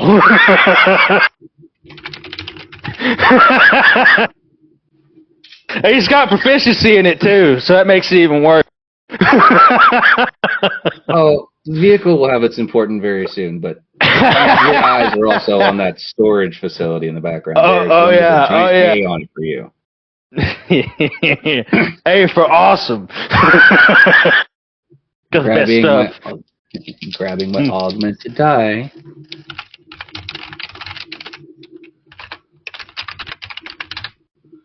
Alright, hold on. Oh! Remind me, you have proficiency in all firearms or just pistols, right? All firearms. Yeah, that's what I thought. Okay, so the first thing you see is what's known as an armor ablative plating upgrade, and you can apply it to the vehicle that's behind you. So you can actually give it some armor plating to give it some more beef and security, because it doesn't necessarily look like it's made from small or weak materials, but you can never be too careful, right? It's the other item, however, it's going to interest you a little bit. Inside is an almost musketeer-style ancient plasma rifle. You know this to be known as a space repeater. It's got a drop-down lever. You can rapidly crank it back and forth to fire up to 7 shots before you need to reload. This does 3d8 plasma damage. And again, has attunement, just like your pistols. Add that to the... My guy just looks at it and he's just like, I am in love. You see, embossed on the side, the word Peacekeeper. For this is what is known as the A112 plasma cannon, otherwise known as the Peacekeeper rifle. I'm going to definitely be keeping the peace with this thing. And how much damage did you say it was again? 3d8. I'll have to add that to my equipment. As you guys have kind of outfitted yourselves with some of your new gear, gotten your new augmentation, the call of Mars itself is coming to you in the vehicle. You notice that there is a vehicle disembarking door not far from where you are. You could easily hop inside and head out across the Martian surface. Do you choose to get in the vehicle? Yes. You I'm do driving. have the capability of breathing here, correct? You notice, Sir Bell, that there seems to be a biodome shield attached to it made out of tachyon energy, which is literally holding in air particles. It's almost like a natural radiation shield, and viro shield's built into the little speeder. This is the new textile rover that was made for traversing the Martian surface. It's so you can travel without disturbing a lot of dust. As you three easily make your way into the vehicle, you have done so at a very key moment, because undead start pouring down from the hole in the roof. Having found no other solution to find you, they've taken the most direct route. You see about 10 bodies start slowly free-falling towards you. You have just enough time to hit the control on the door and make way. But I'm going to need you guys to roll a combined roll for me. I'm rolling 3d20s. This is see how well you guys are going to be making it out of this entire death trap. You're going to have to do better than a combined 29. Okay, well, I got a 14, so... Wait, what? What were we rolling? A d20 each, and all three of you have to add the total and do better than a 29 across 3 d20s. Okay. Like I said, I got a 14. Beautiful. I got a 9. I got a 14 as well. Oh, you guys smashed it. You guys got, what, 36, I think? Maybe a little more than that based on numbers? Because you already had a 24 between two of you, and you only need to do a 29. You sneaky, sneaky people. So, Sir Bell has enough time to kind of, like, activate his digital interface, making the door open. Jack Blackman, you gun the forward thrusters. You hear, like, a activation of a pulse ion cannon behind you, as you just start going, all right? You are literally just beating ass high speed, almost like Mach 2, instantly out of the hangar and across the Martian surface. You are now on the surface of Mars. You are having your first moments of free exploration on the Martian surface. But it's not necessarily great. You're hovering about 5 foot off of the ground, which is high enough for you to swim over, literally in this ship, the sea of undead. For all you can see, hundreds of undead bodies wandering the surface in little packs. 4 or 5 here, 2 or 3 there, a behemoth over here, a super rad over there. They're covering the entirety of the surface. They are I was everywhere. afraid of this. You three, very easily in the speeder, are making your way towards one of 2 locations. I give you this option now. As Jack, you are piloting the ship. You're either going towards the hangar bay, which is towards the actual flight yard, or you're heading towards research and development. You obviously can't go back to the main complex at the moment. The undead are swarming out towards you to join the others on the surface. You managed to get And some where's power back to places. where does the hangar bay lead to? Hangar Bay is to the northwest, about a half a kilometer. Southeast is where research and development is, in a separate, isolated building. Isn't that where I was during the first session we did, Session Delta? Yes, that is correct. That's back where the ship is, as a matter of fact. That's where you guys initially came to the complex in the ship before you were taken to the med bay. Yeah, because my guy really didn't get a look at it. I feel like, so now that it's online and everything's operational, I think that would probably be the best bet. Maybe Heading back towards the ship or heading towards research and development, just so I'm clear. towards research and development. Beautiful. So you kind of like hit a cosmic Yui above the heads of the undead. You have just enough time to like literally roast the face off of one, giving you an extra undead kill on the way as you kick in the after thrusters. That's and the best taking name off for high anything speed. ever. Right? The You just Cosmic take Yui. off. Yeah, Cosmic Yui. Maybe that's what you guys can name the ship. You guys have to come up with a name for the little speeder you guys are running. I'm interested to see what you come up with. But as you make high speed towards research and development, it doesn't take you long to cover the kilometers. Not at all. With this thing, there's no wind resistance on space. You're just... Right? You can see there's little bits of dust that are coming behind you in a cloud. You make for the building. It takes roughly an hour in game, so I'll say you guys had a little bit of rest. Don't get any of your spells or your cantrips back, but you get some HP if you lost it. As you make for the R&D facility, it is a large, sprawling complex. It is more advanced than anything you've seen yet on the Sahara's complex structure itself. There's like some type of unusual metal that seems to be undulating in places, like literally writhing like it's alive. There's a secret door that as soon as you get close, it opens out of the ground for your speeder to hide into. So you very easily navigate downward in the speeder to the underground bunker where the ships naturally go. In the R&D facility itself, you see, as you come inside, there's literally a hangar port for your ship and a 3D model showing the RLS Sanctuary, currently undergoing repairs from automatic protocols. You see it's about 40% repaired. R&D has pieces of information about everywhere around the Sahara complex. There's a main centralized computer just past where you guys dock from the speeder. You can see it through a large view bay. Do you head over to the computer, or do you choose to explore the rest of the R&D facility? I'm ever so curious. I head toward the computer instinctively. Yes, man. I would. The statistics are there. I need them. Celestia, do you agree, or do you go in a different direction than the others?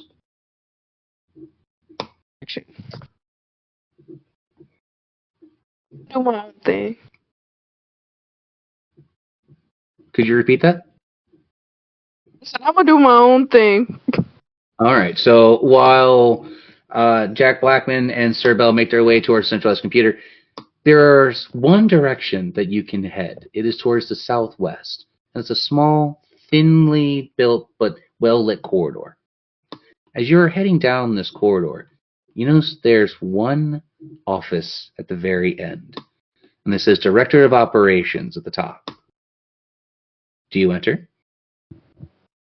Yep. Well, this is Celestia. You guys are back over the main computer. Okay. Oh, so okay. Yeah, I was confused. I was looking. No worries. It's okay. I probably should have clarified. But while you and Sir Bell made your way to the centralized computer, Celestia is making her way off to here. Okay. Okay. Yeah, I got you. So I reset our order after combat because once you leave combat, you get a new order, right? So I go back to the original. So Celestia will start us off for the rounds here with R&D, right? All right. Again, because you also took control of the vehicle last. I'm just making sure it's all time and well. Repeat like everything you said because I'm brain blockage. I understand. You turned away from the centralized computer to head towards a very narrowly built but well-lit hallway towards the northwest, away from where the main centralized computer to the north is. As you go down the hallway, you notice on the door it says Director of Operations. I asked if you choose to enter the room or not. Yes. As you touch the door handle, you hear a boop, boop, Welcome to your office, Director of Operations Celestia. As you slowly open, you notice that the automatic temperature control drops to low and cold, where you would naturally feel best with your skin. You notice that the rooms start to change color and reflect your personal motifs and tastes. It has seen you as the new Director of Operations around Saharah Complex. These are your private quarters.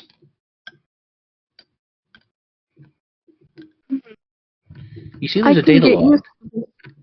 Small data pad, if you will, electronic in nature, on the desk, and it's flashing a message. Do you choose to read? Yes, I do. You pick up the data pad, and you hear a voice playing inside your mind.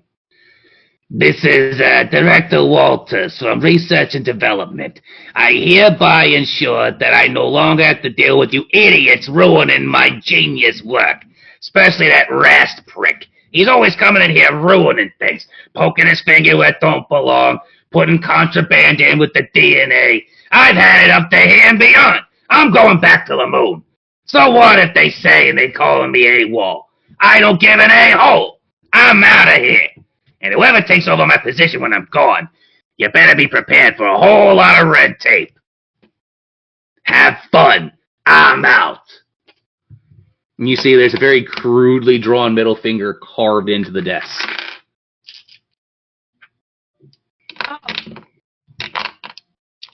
Besides that, though, I can probably get used to this.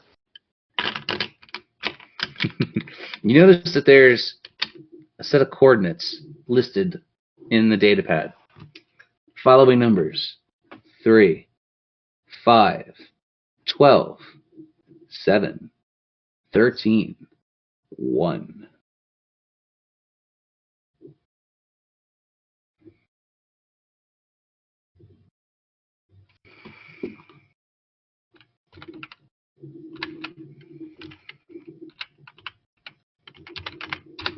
Sending in side chat so you have reference for later, okay?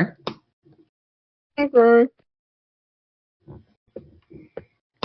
So you very slowly start to get used to your environment. Our perspective will hop over to Sir Bell and Jack Blackman at the data console. Now, I will let you roll off against each other to see who interacts with the screen first. Will it be Jack or will it be Sir Bell? Flat D20, no bonuses. Versus Round 1. Fight! 19. Oh man. Oh, I got a 9. Sir Bell, you are very easily able to kind of drift over to the console. Since this technology is built similarly to you notice there's an access port built in for one of your interfaces. Do you choose to slide your data chip in and connect directly to the mainframe? Yeah, my pinky opens up and it's like a USB drive almost, and it just plugs in. As you insert the USB drive, you notice that the memory cord that's inside your body is also inadvertently linked to that drive. So everything starts to pop in. You see a digital face pop up on the screen. Hello, I am your interface droid. Call me Lobo. How may I assist you today? Operative droid TR3, known as Sir Bell. Hello there. I would like information on this space station, if possible.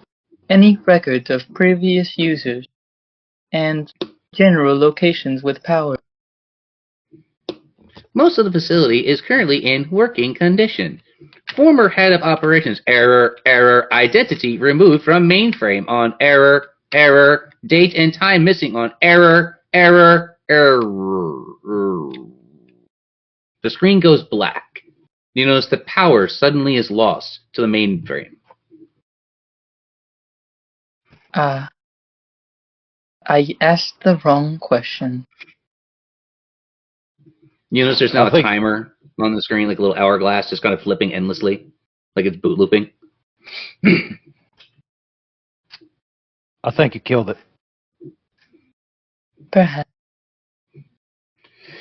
Jack, would you like to apply some percussive assistance to see if you can kickstart the thing into working? You know I would. I figured you would, so you rear back that foot and you give it a swift kick. Roll for me a d20 and do better than the challenge of 3. Nice. Why? Why? We're almost at the end. Why couldn't you do one good thing for me tonight? No, seriously. Do better than a 3. Alright. 16. Here it comes. Oh, and that's 16. You basically kick it in the hard drive in the right spot because you hear like various short-circuiting noises. The screen blinks for a minute before the start display is back up. The AI face is gone, but you notice there's a singular file that you can access with a touchscreen. Do you choose to activate it? Yes. You see a text document. Then what you see read before you is quite concerning. Those that have alpha serum 1 are prone to random mutations. Those exposed to radiation after receiving the serum become violent. Their body begins to decay rapidly and goes through a metamorphosis of sorts. It is an unlife. It is unnatural. Curse the evil core forever messing with that entity, redacted, corporation. One day I hope to take them to court. Signed, Dr. Weil.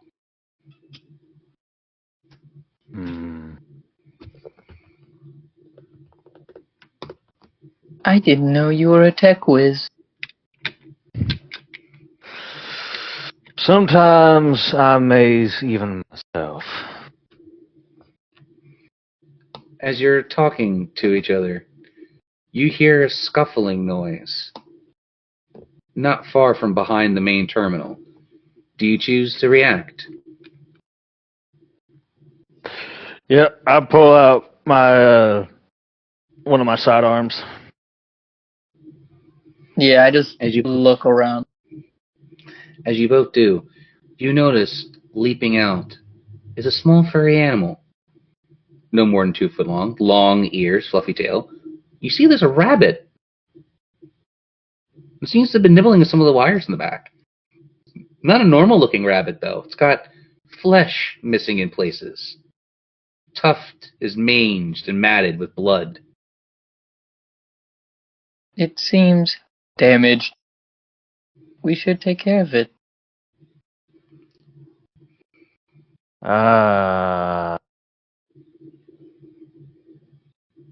Fine. I really want to shoot it. Shoot it. Don't do it, Jack. Don't do it, Jack. Don't do it. Don't do it. I really want to. No. Oh.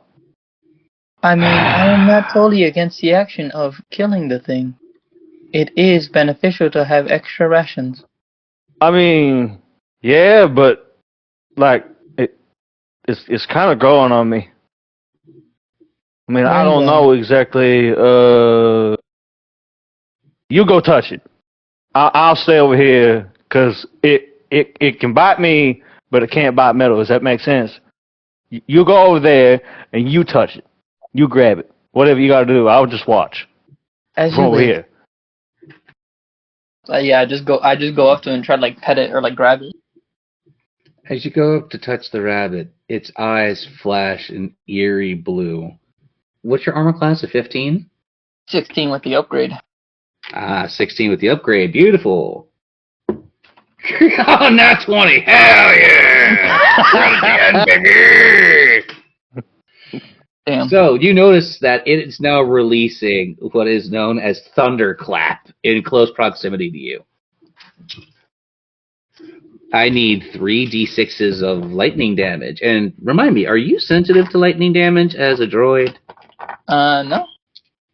Beautiful, you got that insulation upgrade. That might save you from this. The tiny little rabbit is about to release a glass cannon. Ooh, 10 points of damage?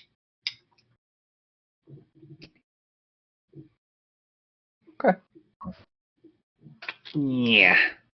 So 10 points of electric damage are coming towards you as the electricity literally fizzes through the air. Jack Blackman, roll for me a dexterity save. All right. Challenge to beat on the dice is a 16. No, sorry, 17. I read that. That's a 10. That's a 10. Oh, so you yeah. managed to beat it anyway. I rolled wrong.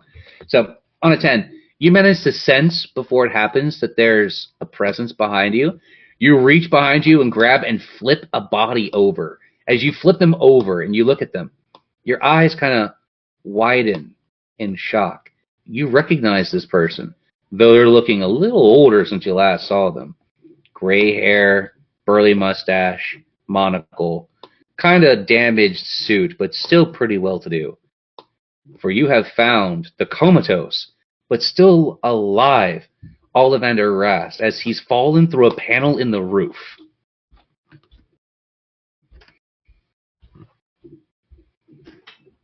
Ollivander.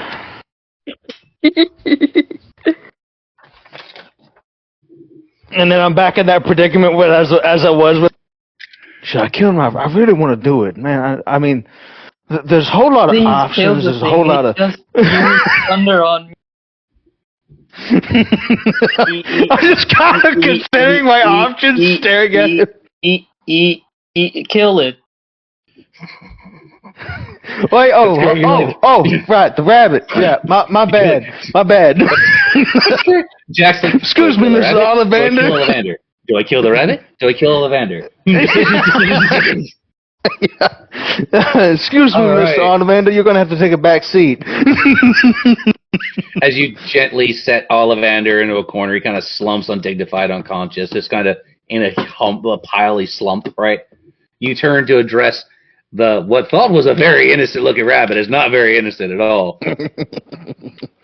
Which weapon do you choose to take aim with? Ooh. I feel like I'm still gonna do the pistols. All right. You easily ready your pistols. All right. So what do I have to hit? Armor class on this fuckboy rabbit is an 8. It's a rabbit. It's a rabbit. Ooh, 23. Oh, you're gonna crit on this damn almost defenseless rabbit. I mean, almost, because it just fucking electrocuted the shit out of things. And remember, I have Baby. I have an additional 2 actions. What once was alive is a moth-ridden rabbit now. At all. I'm gonna make some out of you tonight. Like, I know that I'm like far away from, I'm like in another room, but since I'm a druid, I get like the druid sense that something, that an animal was killed, and I just get a little shiver, and a tiny tear just comes down my cheek. Not feel bad at all. The damage is 22. Oh, Look, your first round was absolutely perfect. You behead the rabbit on the first shot, and you take off one of its feet. Like, this thing had no defense and no HP. It was just an unfortunate animal that was being kept here that got turned, right? So you blast a hole right through this damn rabbit. As you eviscerate this rabbit, right? You even keep one of the feet. Like, you have it as like a good luck charm. Yeah, that's what I was gonna do. I was gonna walk up. Ooh, look at rabbit's foot. Here, Arrivederci. over in the corner, slumped against the wall, almost seeming like in a fevered nightmare, sweat pouring off of their face. You hear Ollivander muttering to themselves, "No. No. No!" Just screaming in terror. As from his chest slowly appears a branded mark, glowing a violet purple. He passes out in pain, but you recognize the symbol in particular, Jack. In your past, when you were serving in the Guard, you heard tale of an old criminal organization, one that had spread throughout various star clusters. You know them to be the Reckoning.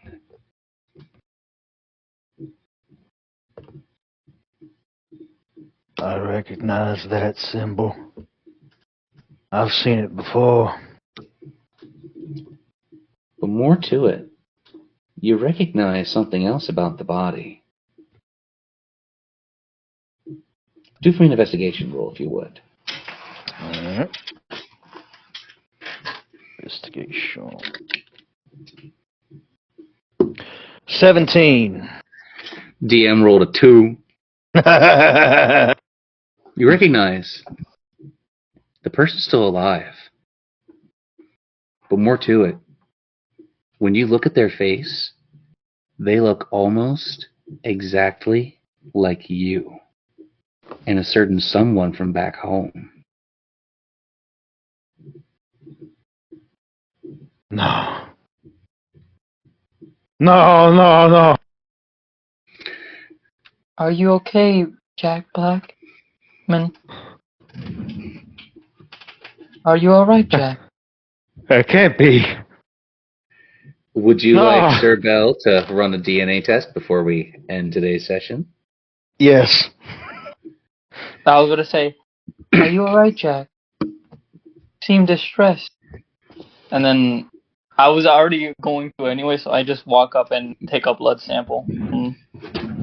Roll for me, investigation, and I'll give you +2 to your advantage for this one. DM roll a 9. Almost a perfect split on the dice, so let's see what you got. I'm glad for that +2. I got an 8. You do indeed notice that this is a genetic match to one Jack Blackman. There is no zombie infection present, but you recognize the marking and catalog it as things from your database. The Reckoning was a small splinter group of space explorers that turned intergalactic crime organization. They have taken over a lot of planets in the outer parts of the Milky Way galaxy. Mars has normally escaped their grasp, but something has brought them here. And that is where we end today's session.